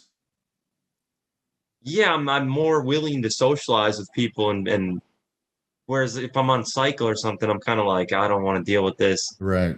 You delegate, or you're just a little bit snappy, right? It's a little more irritated and like less tolerant, and I don't know. You should try the fasting mimicking diet. You turn into a giant beta. You're never angry again. Really? Dude, I felt that when my test was like 38. I literally was like, I couldn't get angry. I was like the nicest guy in the world. Right. Well, don't you feel like at peace? I felt so at peace when my testosterone was super low and I wasn't eating a lot, and I was so calm. It's like going to the temple. Just everything is bliss. And of course, you go to the gym. You go to the gym and it feels like you're dying. So I didn't go to the gym anymore. But during the day, you're super. My wife always enforces that. Yeah, you were the best husband when you're doing the fasting mimicking diet, and you're like midway through post psychotherapy. And now you're training again, and you eat protein, and your testosterone is going up, and you're already, Dude, so it's crazy. You say that. That was it, because I was like mellow and I felt so good. I'm like, life is great. I'm at peace. Nothing bothers me. But training sucked. But other than that, when my test was like 100, I was like, I could live like this. If I wasn't training, I'm like, I'd be fine. Yeah, right. That's the only non-enjoyable moment during the day. And of course, your libido is not that great. So at one point, the wife starts to complain. So it's a trade-off, right? You have no irritation, but no libido. I think that goes hand in hand. I think that's because they're polar opposites. So when you're on train, you have high irritation, but also high libido. And you have zero test, no libido, no irritation. So, I told my wife, so what do you want? You want none of both, or a little bit of both, or more libido and a little bit of irritation. You have to see through your fingers, Dude, it's weird. It was a fun experience though, because I was like, wow, I'm mellow as can be. But it was great. I was like that for like a couple months, or nothing. Yeah, bothered 2 months me. like that. Yeah. And then the fasting mimicking diet, I was completely at peace. Probably the first time in my life where I was just, nothing bothers me. Like literally nothing bothered me. Oh, it was good times. Absolutely phenomenal. Well, when I was traveling, I felt similar because I had financial security, and I just had every day I had to decide what cool stuff I was going to do. you know. But that was probably the best period of, my traveling, and then the 6 weeks of the fasting mimicking diet. And now that I'm training again, I'm, working up that aggression to lift heavy weights or close to a previous comparable strength level. It's the irritation returns, and the blood sugar fluctuations, even though I'm on a ketogenic diet, they're also there, So, man, I think if I ever have kids, I'll probably do the fasting mimicking diet and just go off cycle and just be like Patience. just for 3 years, be the most beta male ever. And so I can deal with the crying and screaming and then painting on the walls and all that stuff. I already discussed this with my wife. I said, if you ever have kids, I'm just going to do the same thing, and maybe just suppress the testosterone by not, doing the post-cycle I therapy get it. properly. People think you're crazy, but I literally completely relate to that because that's how I felt. I was like, I don't feel aggressive or masculine as much, but I felt so good. Mm-hmm. But I don't know. Do you ever is it just me or do you as you're not on drugs as much and stuff, Mm. do you have any like hypochondria or is that just Yeah, me? yeah, still. No, we both have this, and I think it's because we got some health changes, and like mine is resolved, right? But you're still actively trying to resolve this, peeing in the blood in the urine and some of the cancer markers, and so I think for you, you'll be a lot more at peace when everything is diagnosed and you have an approach to resolve it, right? So whatever is going Yeah. on, if they're cancer or bladder issues or kidney stones or whatever, get diagnosed, and then you have an action plan to Yep. actively resolve it. So when I was diagnosed, and I saw that I had non-alcoholic fatty liver disease, it was like, okay, we're gonna have to make some changes, but I'm gonna pursue Yeah. it, right? So I was actively trying to resolve it. And now that it's resolved, I'm not as much of a hypochondriac, but I know going forward, I need to be way more conscious about my food intake and my drug selection, right? Because if I do the same things I used to do, then it will just return. The non-alcoholic fatty liver disease will return, or the irritation issues will return. So going forward, your approach is going to be more moderate, right? And which is also making me understand that I will never be able to reproduce my previous best shapes. Yeah. That's very tough, Same right? And here. yeah, it's very tough. I think as time progresses, I'll understand that, what, just be happy with less and live longer. But I'm still a Exactly. hypochondriac, and I'm sure as I get older, naturally, issues start to manifest, and I just address it right away. If I see issues on my blood work, address it right away. Pay the money, go to the doctor. I all the money I used to spend on drugs, I doubled and put in a savings account for health expenses, Smart. Get and all the that's tests done and stuff. get all the tests done. I just spend it. You know, in the last couple of years, I didn't spend so much on drugs, and I was always in a fortunate position that I didn't have to spend so much because I'm known. So I get, retail, or what is it, wholesale price. So I didn't spend so much, but the savings account was always there, and I would just keep topping it up. And whenever I needed it, like all these, cancer screenings and ultrasounds and all that stuff, I just paid from the savings account. So it didn't really set me back financially. And I still have plenty of money in that savings account, even though I won't be topping it off much with, comparable expenses to the performance enhancing drugs. So it's, Yeah. yeah, I'll still do it because as we get older, I'm sure issues will manifest even without the drugs. That's life. That's age catching up with us. Yeah, that's what kind of it's frustrating because I was on drugs for all those years and I didn't have anything happen. I come off drugs and I start peeing blood. I'm like, are you kidding me right now? I'm trying to be Right. health conscious and then I got this to deal with. So that's been frustrating I that honestly the still moment think I that try that to that, make things better. that peeing blood is just strain in your bladder. Like we discussed by email, I think it's just strain from the deadlifting, and maybe you're structurally a little bit different because you're smaller now, and you're holding the belt differently. So I think there maybe, again, just speculating. I think there's like a micro injury in your bladder or kidneys, and the strenuous workouts is exacerbating that. But you said you stopped deadlifting for a while, and even while you were fasting for a couple days, you still got blood in your urine, right? Well, actually, you bring up a good point because the blood in the urine today happened right after deadlifts.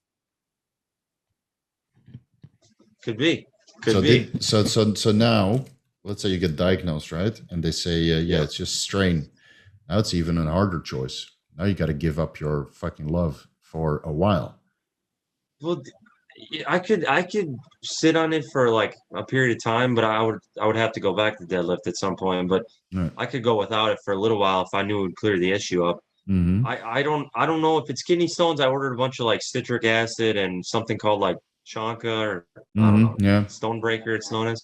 Yeah. I ordered a bulk amount of that stuff I'm gonna take. I've been doing the apple cider vinegar. I did that. Mm-hmm. I don't know. I just want to get it resolved because, like you said, I'm good. My headspace is good, and then as soon as it happens, I freak out and start Yeah. Googling everything, and I think I have cancer immediately. So Right. I start like emailing you and Leo and like freaking out. I'm like, I'm dying. I've got Right. lupus and bladder cancer, and Yeah, you just like that's the worst thing you could do, right? You go on the internet and you self-diagnose. And I oh did the my same god, thing. I've done that with. Yeah, I did the same thing. Like I did my cancer screening and I saw that my neuronal specific annulase was elevated. The first and only time one of the cancer marker was elevated. So I started Googling, do I have COVID? And then I found a correlation between COVID and elevated neuron specific annulase and a couple other markers, right? There will be an early indication.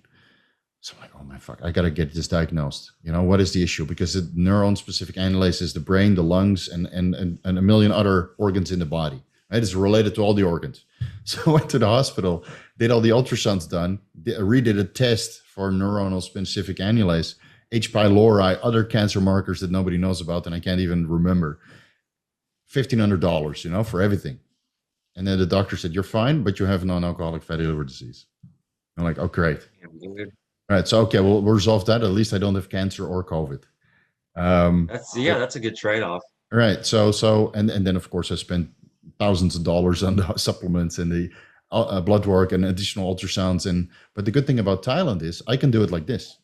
I don't need to go through a doctor. I can go to any private hospital, talk with a doctor. They understand that I'm a hypochondriac, and they'll write me a list of things to get tested. And the same day I have the results. I can do everything That's in one awesome. day. One That's day. incredible. In Holland, it would be impossible. Do That's one of the reasons. Like my mom, she walked around with issues for 3 years, right? Went to the primary healthcare physician, right? He's like, "Oh, you're fine. Just do this. You're fine. Stop drinking and smoking." Didn't even want to run tests. Didn't even do blood work. She walked around that with 3 years. Every 6 months she would go, "I have issues. It's getting worse. Please diagnose me." Then at one point he broke down and sent her for an echocardiogram and a stress test. And she got admitted right away. Said, "Ma'am, this is not right. Your heart is not functioning correctly." 3 fucking years, dude. That's ridiculous. So that's why I have no faith in the Dutch system, because my mom almost died because of that. Okay, it was self-induced. Let's be honest. It was self-induced cardiovascular disease due to lifestyle, right? But she didn't get diagnosed for 3 years. So here I can get diagnosed like this. I just have to pay out of pocket. So I'm saving a small fortune just for situations like this, where if I have to get admitted, I can just pay for it out of pocket without healthcare, which I do have. And I send the bills, but most of them it's not covered. But again, the expenses are not that high. I can do an fMRI here for a couple $1,000s, which sounds a lot to a lot of people, but it's like in America, it's, $10,000s. Is it really? I think so. Well, I want to get that done at some point. But. Oh, yeah. But but I recommend it with you on the Leo Lane Longevity podcast. Do as much tests as you can there through your primary, and everything you want to test extra. Book a ticket to Thailand, and you will spend less on the ticket to Thailand, the hotel, all the expenses here, and than you would on. And all the health stuff you want to take care of compared to one test in the States. Do you think we'll always be like we are now, where we'll just constantly have to check labs every month and like make sure there's nothing going haywire? Because like Leo said, he's like, well, hypochondriacs live longer. It's the people who don't care and don't worry that they're the ones who don't catch things. So I don't know. Right. I don't like. I think it's for us. It's just ease of mind. I do blood work every 2 to 3 months. Just ease of mind. And many times there's nothing to report. It's exactly where I expected it to be. So I'm like, well, it's like, oh, I could have predicted that. But it just, keeps the hypochondriac at bay. It's like, oh, Steve, you're fine, even though I didn't catch the non-alcoholic fatty liver disease. So, maybe I'm not catching other stuff early on, but I'm still doing the ultrasounds and, I check everything, right, regularly, at least so I'm as early as possible to get it resolved. And when I discussed my non-alcoholic fatty liver disease with a hepatologist, he was just laughing. So, dude, this is nothing. This, That's a good trade-off, though. Yeah. And nobody talked about it in the fitness industry, right? But the amount of ultrasounds that I've seen recently is astronomical. This is way more common than people think.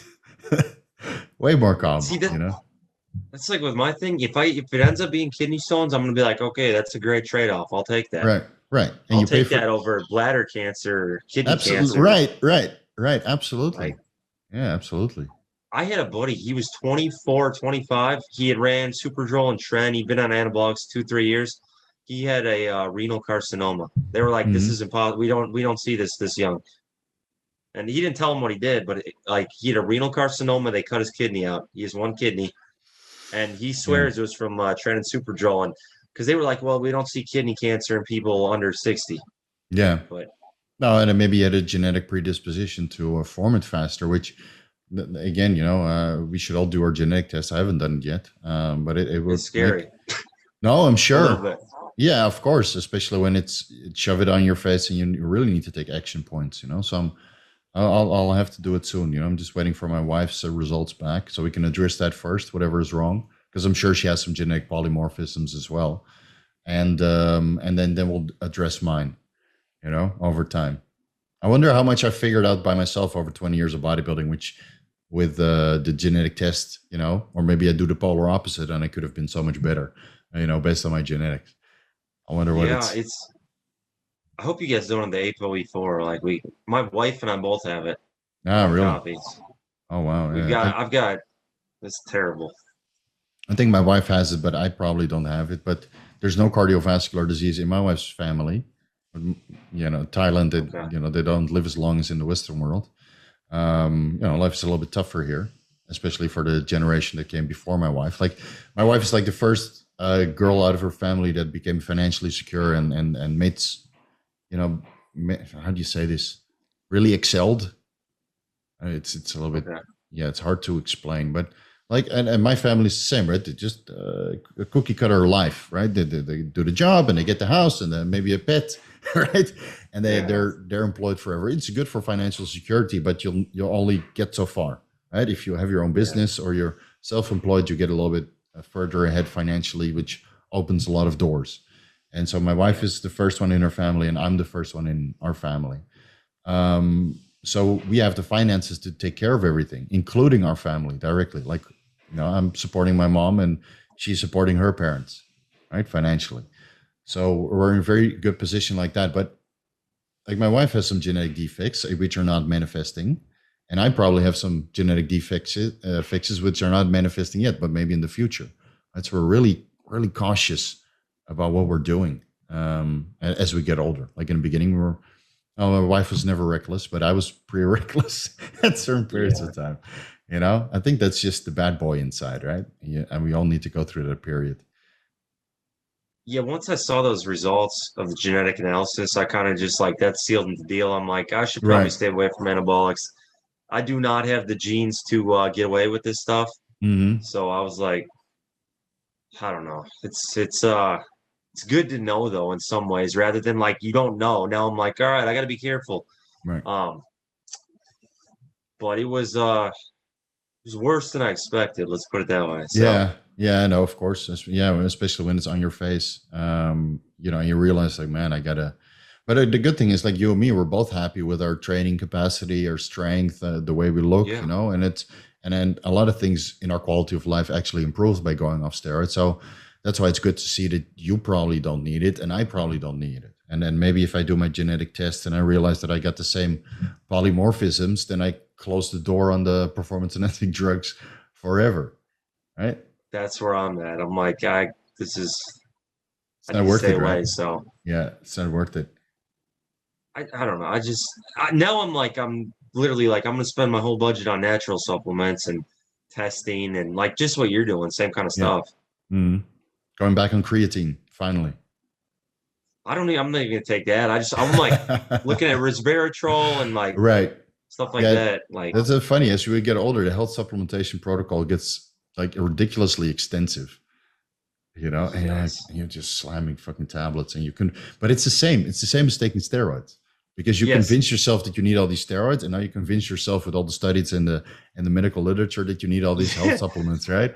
And it's like my grandfather, he never took any supplement, didn't really drink, didn't really smoke, unless it was in his younger years, and he's like 94, good state of Damn, health, but dude. he's getting a little bit of dementia or Alzheimer's. So right, so how much they would contribute, I think we're just like kind of also for ease of mind. I'm taking the citrus bergamot for ease of mind. I'm taking the Yes. resveratrol for ease of mind.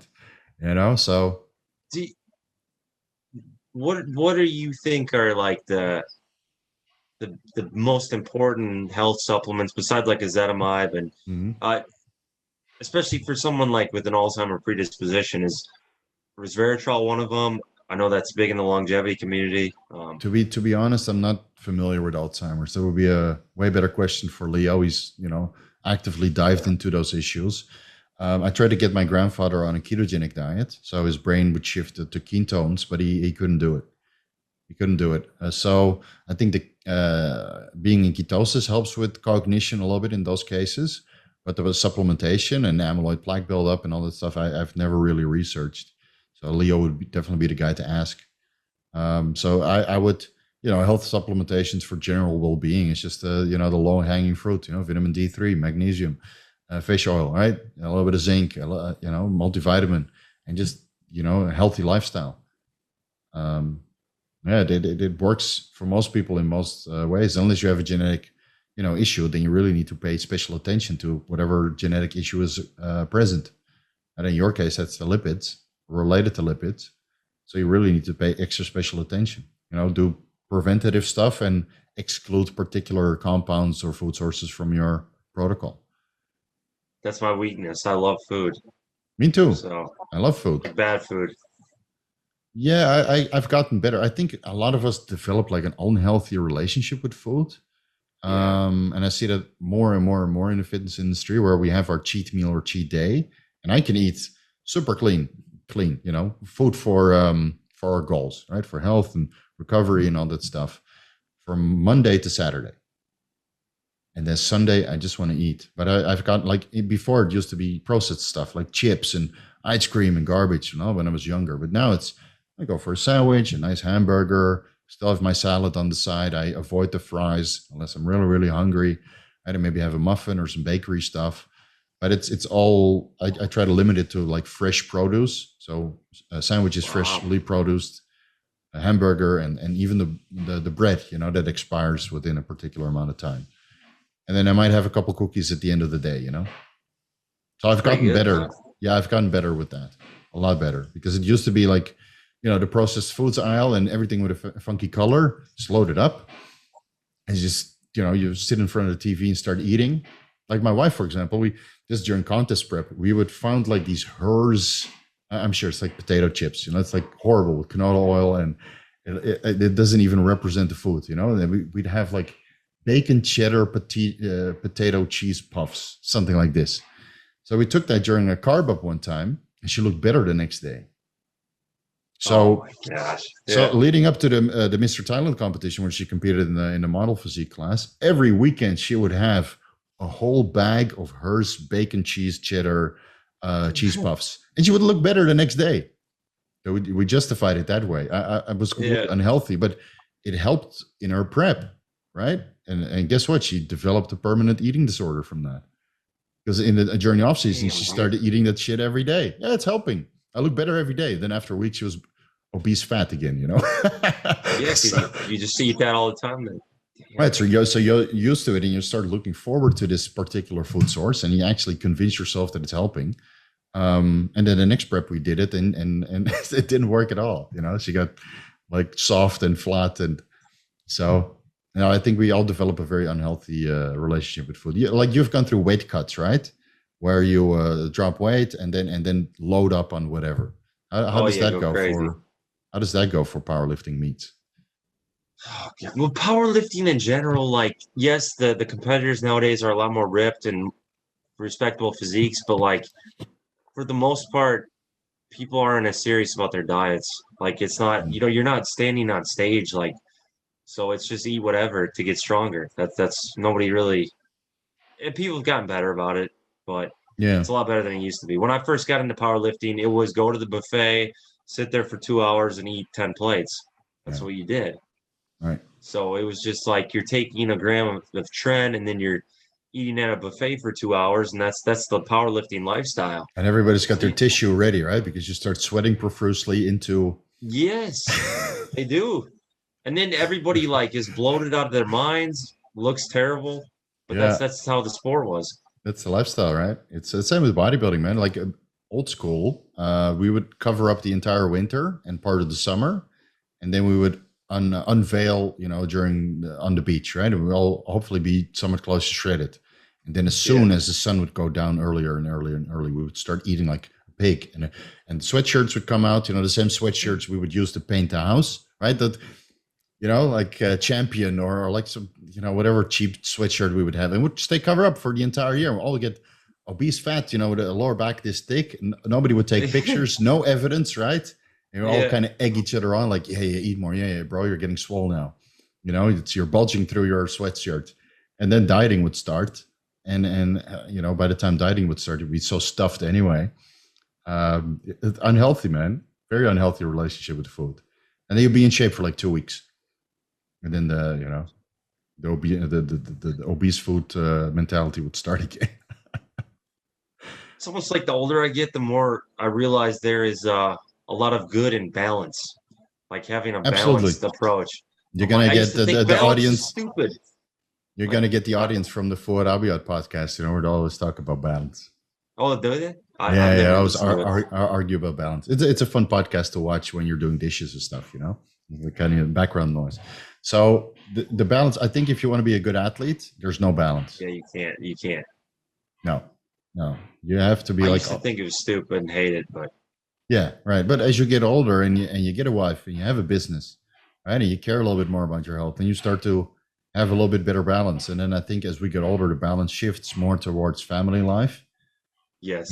And you're turning into your parents, which you said you are never going to be. Yeah. All right. And then at one point you're like, I'm really thinking about giving up the bodybuilding stuff when I have kids and do a fasting mimicking diet and just eat vegetables for like 3 years straight. Because I was so at peace. Right, just give it up and just focus on my kids and give them a proper childhood, so something I didn't really have. So I'm willing to make that trade-off at that point. And I'm sure as you get older as well, the balance kind of shifts from this, like the only balance you have, it's 100% into powerlifting and nothing else. And then it slowly shifts. And then at one point you're a family man. And you're like, I can't believe this happened to me. It's been so gradual. It's like your wife is trying to change you, right? So gradual. Hey, I really hate tren. It was not my choice, but my wife kind of forced it in me, And I really like to shave, which in reality I don't. But my wife is saying, "Oh, it's prickly, right?" It slowly starts to change you and manipulate you. And it's the same, I think, with the progression in being an athlete or being so inclined to do, bodybuilding or strength sports. At one point, you kind of transition out of it and you find yourself to be a family man. That is dead accurate. Like, it's so funny you say that. I'm like, that's exactly it. And the whole thing about like getting the test levels so low to be at peace, I'm like, I don't know anyone I can talk to about that because no one's experienced it. But I'm like, that was the thing. I didn't even want to like talk about it too much because I'm like, I thought people would think it's weird. No, they'll shoot you down for it. Absolutely. I felt so good with low testosterone levels. I felt amazing. Same here. It's this weird thing, but that's how you feel. You feel great. And now I'm at a point, I'm like, oh, I got a value every year. I got with my parents and with my wife, and like I want to live to be 80, and like I got to take care of myself. And like this is what I think about all day. I don't think about, oh, what am I going to deadlift? I don't. I think about it in the moment, but the rest of the day I'm not obsessing over that. Like, same here. And sometimes, honestly, I feel guilty for going downstairs and training in my own home gym. I feel guilty because I know I can spend this time on my wife or spend this time on business or spend time on self-help to improve other aspects of my life. And it's so weird because I used to live for that moment, right? And everything would be revolved around the gym, the pre-workout rituals and sleeping 10 hours per day and all this performance enhancing drugs and not picking up the phone for friends and putting the phone into the bin, for hours on end, just so I could mentally prepare for the workout. And now I feel guilty while training because I know I could That's make so another hard, YouTube dude. video.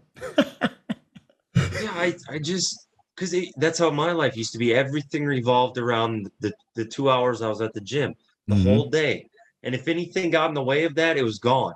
I'm not Mm-hmm. like you don't nothing was getting in the way of that. Right. And I didn't care about the rest of my life. It wasn't that important. I was like, whatever, this doesn't matter. I want to get stronger. That's all I care about. And now that is such a little part of my life that it's not even funny. Like No. people always like, oh, we want to see the old Pete where you freak out and get crazy and take trend. And I'm like, No. I can't go there. My mind isn't there. That's like a it's just it's not I don't want that. I don't desire that at all anymore. So Like so is it a phase? Is it a phase of life? Because I felt recreational drugs was a phase, I like a felt huge. like it was a phase. Yeah. It was my entire 20s. Now I'm still 29, yes. I'm about to be 30, but like Mm, I look back on my 20s and my 20s was about impressing people, chasing girls, um, being as strong as possible. And like now I look back and I'm like, none of that even matters.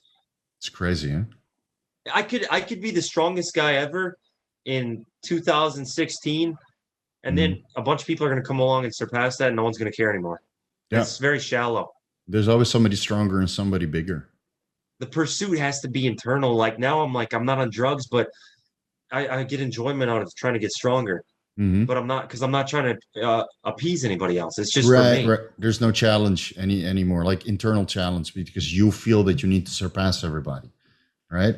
And Yeah, I even don't care though, what they're doing. no, me neither. I used to want to beat everybody. I wanted to post impressive lifts on Instagram to get all the views.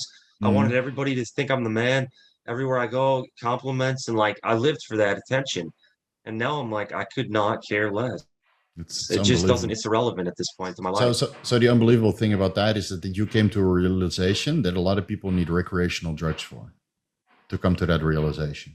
So you've gone through It's this phase true. of life where you gave everything and it was such a big focus, and you slowly transitioned and shifted out of it to the point you're now actually enjoying it. Probably you're enjoying it way Yes. more than, and it's a gift and a pleasure. And if you can't make it to the gym, okay, whatever, I'll do it tomorrow, right? Yes. It's and I have the same thing. Like it used to be such a big part, but like when I was younger, I took recreational drugs and realized how trivial certain things were in life. Right? Worrying about hair loss trivial. It doesn't. It's not important to me. I can still have awesome interactions with people with hair or without hair, but it's easy for me to say because I clearly have hair and not really hair loss. But I would shave it off in a heartbeat, right? And material possessions is like a trivial thing, and I would Doesn't gladly matter. give it up to travel the world. So, but I came to that epiphany using recreational drugs, but it seems that you came to the epiphany by coming off steroids. 100%. I think I was very clouded. I felt like my brain was always clouded during that time where I was chasing those material things and those worldly things that really didn't bring me that inner peace that I have now. I have this inner peace of like I'm quite content with my life. I Hmm. strive to be better, but I'm content. I'm Right. content with what I have. I'm content with my house. I'm content with my wife. I'm content with all these things. I don't need other women. I don't care. I don't look at other women. I don't need that. But nothing was ever good enough in my 20s. I always wanted Yeah. more. There Yeah. was always Same. somebody to Same. impress. Same here. But I came to that realization a little bit later, because I traveled, and then I was 29 and I moved back to Thailand again because I tried to look for a job, but there was nothing there still. And then I came to Thailand on a little bit of income that I have. And then I met my wife. So I was your age when I met my wife. And then my life got incredibly better. But it took me a while to realize that don't always have to challenge everybody, and Yes. improve, have this like internal struggle with other people, be super competitive and just be happy with what you got. That took me a long time to realize that, even though I didn't care about material possessions. So I have like 50% that was there for like 10 years due to the recreational drugs. But then now that I'm settled and I have finally have this balance, I realize, you know what, I'm finally at a good place in my life, and I'm happy with, and I don't need to improve it any further, which is maybe killer of progress. But if you've reached everything, like the wife is solid and you're not looking anywhere else, right? And Yes. you're happy about your business, and you Yes. get the respect that you feel that you deserve for your business, and you're financially secure, and your health is good, and you're actively making it better. I mean, yeah, the last thing is kids, right? Yes. Right. The last thing is kids. And I have step kids and such, but Mm, you know, I'm gonna try for a biological child, and mm, if it happens, it happens. If it doesn't, I'm at peace with that too. Like I'm at okay. peace with no matter where the no matter what happens. I'm very grateful these days for my life and for the things I have, and I no Mm, longer just like I don't feel I need all these other things. So right. it's hard to put into words, but do you feel like everybody has to kind of go through that Yeah. that phase of like making Um, those mistakes and going down the wrong I, path? And I think so because I actively try to teach people to prevent them from making my mistakes. But people still want to undergo them, or they're like, "Ah, they do it anyway. Steve doesn't know what he's talking about." No, it's right. It's just one example of how to do it wrong and how to get out of it. And whether that's the right way or the wrong way. I think everybody needs to go through that approach. What's funny is I got a lot of younger kids that I coach. Right, they're like 22, 24, 26. And when I say kids, it's just guys that are younger than I am, and they want to do right everything from the beginning. So they contacted me for coaching, and I helped them with the diet, the training, at one point performance enhancing drugs when I feel that they're ready. They maxed out their natural potential. They make none of these mistakes. I'm like the big brother, right? The Yeah, the you're the the, the coach for hire big brother. I help them with financial issues, relationship issues. I I yes. I it's like a practice run for me to be a good father. And these guys have a phenomenal life. They double their income, right? They never get into a negative health ramification. They get the perfect results when it comes to their bodybuilding aspirations. And I'm like, fuck, man, I wish I had that. Yeah, I know we didn't have that. That's what sucks. But do you feel like kind of your life purpose is to like educate people and prevent them from making the mistakes you did? Yeah, Because yeah, I feel like absolutely. I get a lot of peace out of like thinking I'm Satisfaction. Yeah, I helping. Yeah, just yeah, like I didn't really. I had an upbringing, but it was not 100%, right? And so I had to figure out a lot of stuff for myself because my parents were just too busy with other stuff, lawsuits, being sick, and that kind of stuff. So I kind of figured it out by myself, and I always felt that I had like a 10-year delay on where I wanted to be, right? Because I had like a 10-year experimentation process where I wanted to figure out who I was, what was important to me, experiment with drugs and girls, and go through that party life. And I'm just trying to warn, not really warn, but just say that there's a better way than what I did. And I'm at one point people will point to figures.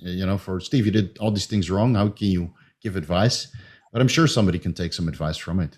You know, and yes. and and and learn, and then set them up for a better life than I had in the beginning. Not that I'm complaining about my life because it led to up this point, right? But I think it could have been so much better, in the beginning. If I had social media and a little bit of better parental guidance, I probably could have been, in a position that Derek is in, maybe, or Yeah. a little bit better financially secure at the age of 27, 28. Because now I'm finally financially secure, but I'm pushing 40, right? So You it's, just have so much to offer, though. I feel like it all kind of. Oh, sorry, it froze up again. no, no, go ahead, go ahead. Like I mean, guys like you and Leo, I just look up to so much because I just feel like you guys have so much to offer to the Thanks. world that wasn't Thanks. there. It No, hasn't been there. it's just information. Like, and you're the same, right? You're opening up about your experiences. Since the information is not there, was not there, we had to learn the hard way. And now we're actively trying to prevent other people from making the same mistakes and not learning a hard way. And some people are going to listen, and some people are not going to listen. Like I should do an episode with Leo about childhood, um, and the growth, because we have very similar upbringings, very similar. It's scary.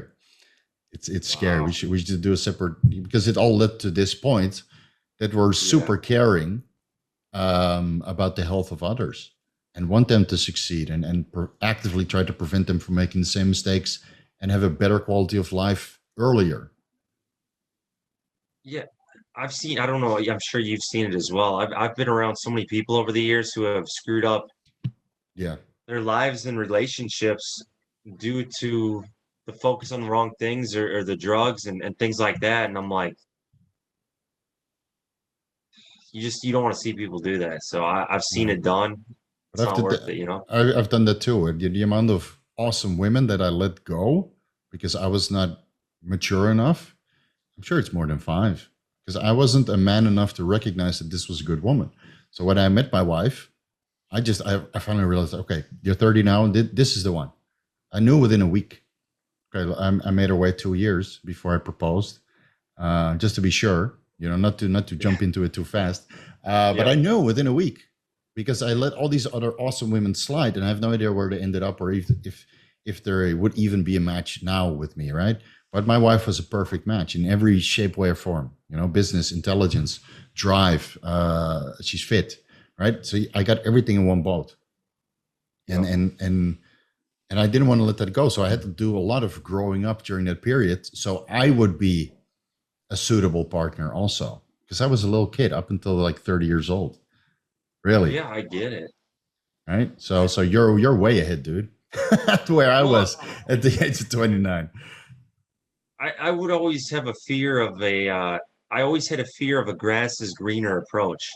I always had fear of what's on the other side. And I always wondered these things, and it made me not a good boyfriend and such. And I feel like once I got married, and even a year or two before that, I really said, all right, I'm going all in. I'm going to put everything I have into my wife and invest in her and just like try to make her as happy as possible. And Right. once I shifted my focus to that, it's been a game changer. But like something I think a lot of guys struggle with, and especially younger guys, is you always have this grass is greener. What could be? If I made this decision, would my life be better? You debate Yeah, these but things and make yourself miserable. that's like in hindsight, right? I should have done this, should have done this, and I fucking filled with regrets, obviously. Yeah. But I can still appreciate what I have now because my life is great. Could it have been better? Absolutely, but I'm actively trying to make it better. Especially relationship wise, because it can always be better. That's my primary goal. I'm always struggling between business and relationship, right? What do I put first? Like, do I set up my financial freedom so I can be retired by the time I'm a parent, or do I make this relationship absolutely phenomenal and maybe settle for less financially, right? Because it's a trade-off. It's just a time trade-off. And the more money I earn, the more stressed I get. And I still get irritable even off the cycle, right? So I was like, you know what? I'm going to involve my wife with the business. So she's on the payroll. Wow. And I involved her brother. Right. At one point, her mom will be involved. And now that's like the perfect balance because I work with my wife.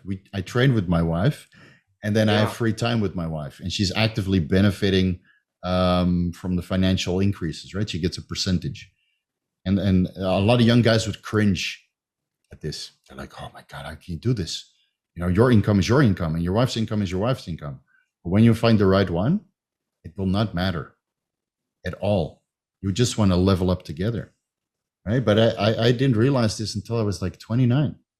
I let all the women say, my life is my life. I want to train. I want to do this. I want to go see this movie. Yes. I don't have time. You want to go eat dinner? No. This is a relationship that involves me calling you for getting late.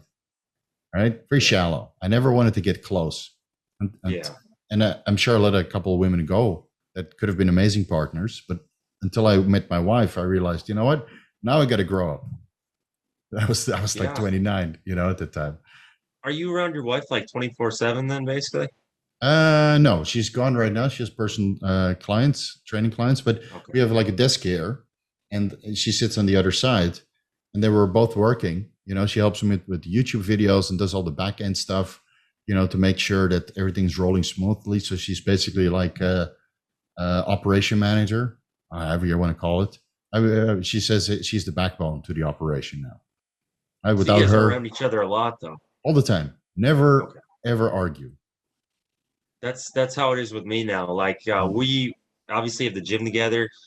I train people online for powerlifting and stuff. So we're around each other like all day, like every day, all day. We do.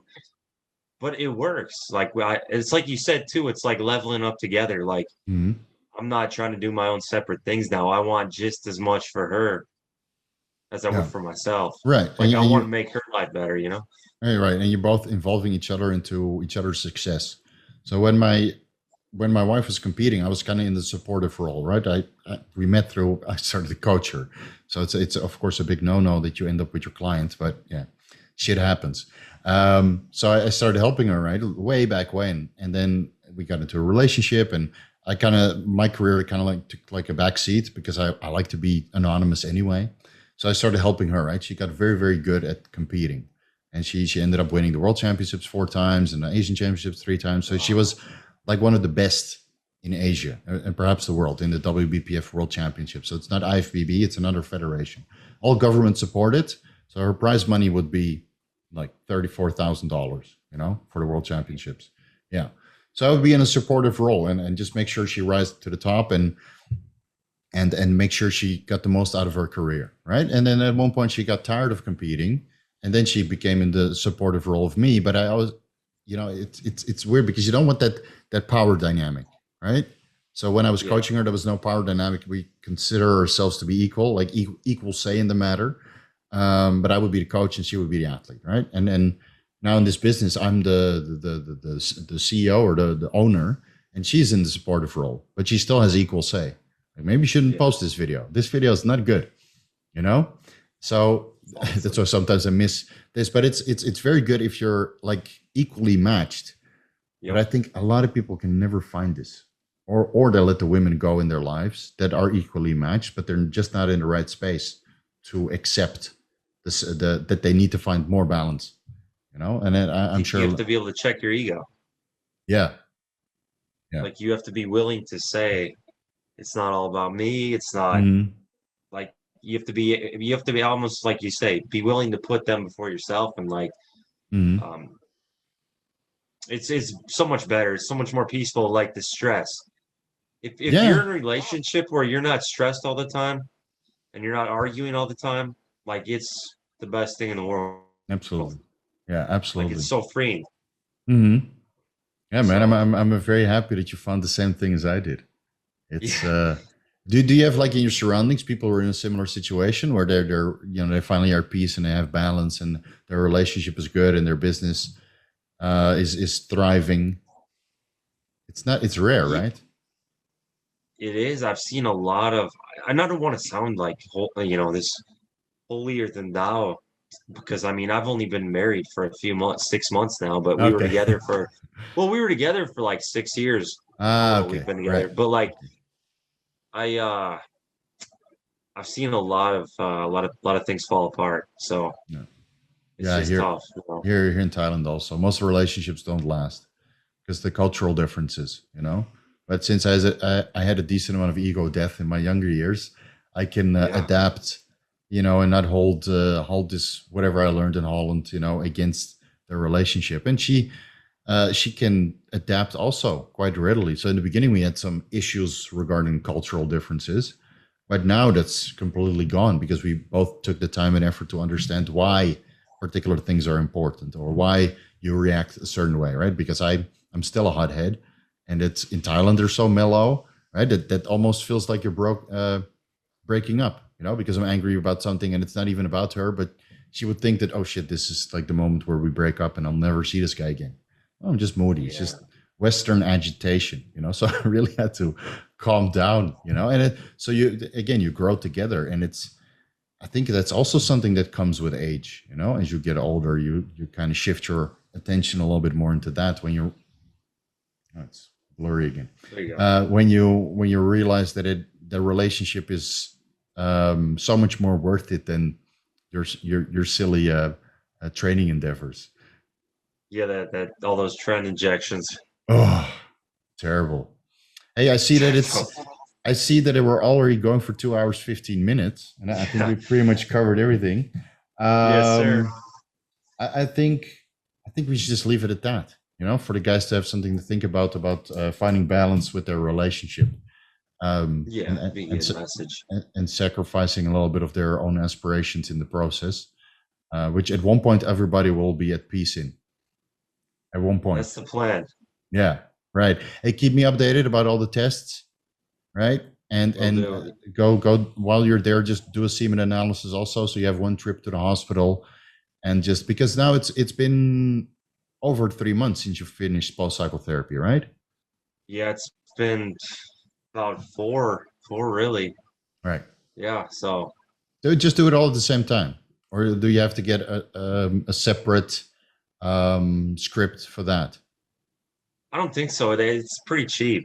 Like I looked Yeah. into it before. It's pretty simple. You can do what the guys used to do. You go to the donation clinic, and if they reject your sample, then you don't get your $50. But if they take your sample, it means your fertility is good, and you get $50. Yeah, I don't know if the wifey would go for that. No, I'd of course probably not. Yeah, yeah. It's better probably paying out of pocket, but that's what the guys used to do, back in the day. Again, that science is no longer that's still relevant. No, but like what I used to do is you do a hospital trip, you get everything done that you want to do, or maybe 2 weeks later, and then you don't have to waste an entire day because again, time is precious, and then you don't have to make get it 3 all separate covered. trips. Right, get it all covered. Keep me updated, brother. Keep me Yes, sir. updated. All right. Have a good evening. Thanks so much for joining me, and keep me in the loop, okay? Yeah, appreciate it, buddy. Big time. This was My awesome. pleasure. So thank you My very pleasure. much. For sure. For sure. I'll talk to you soon. Take care. Yes, sir.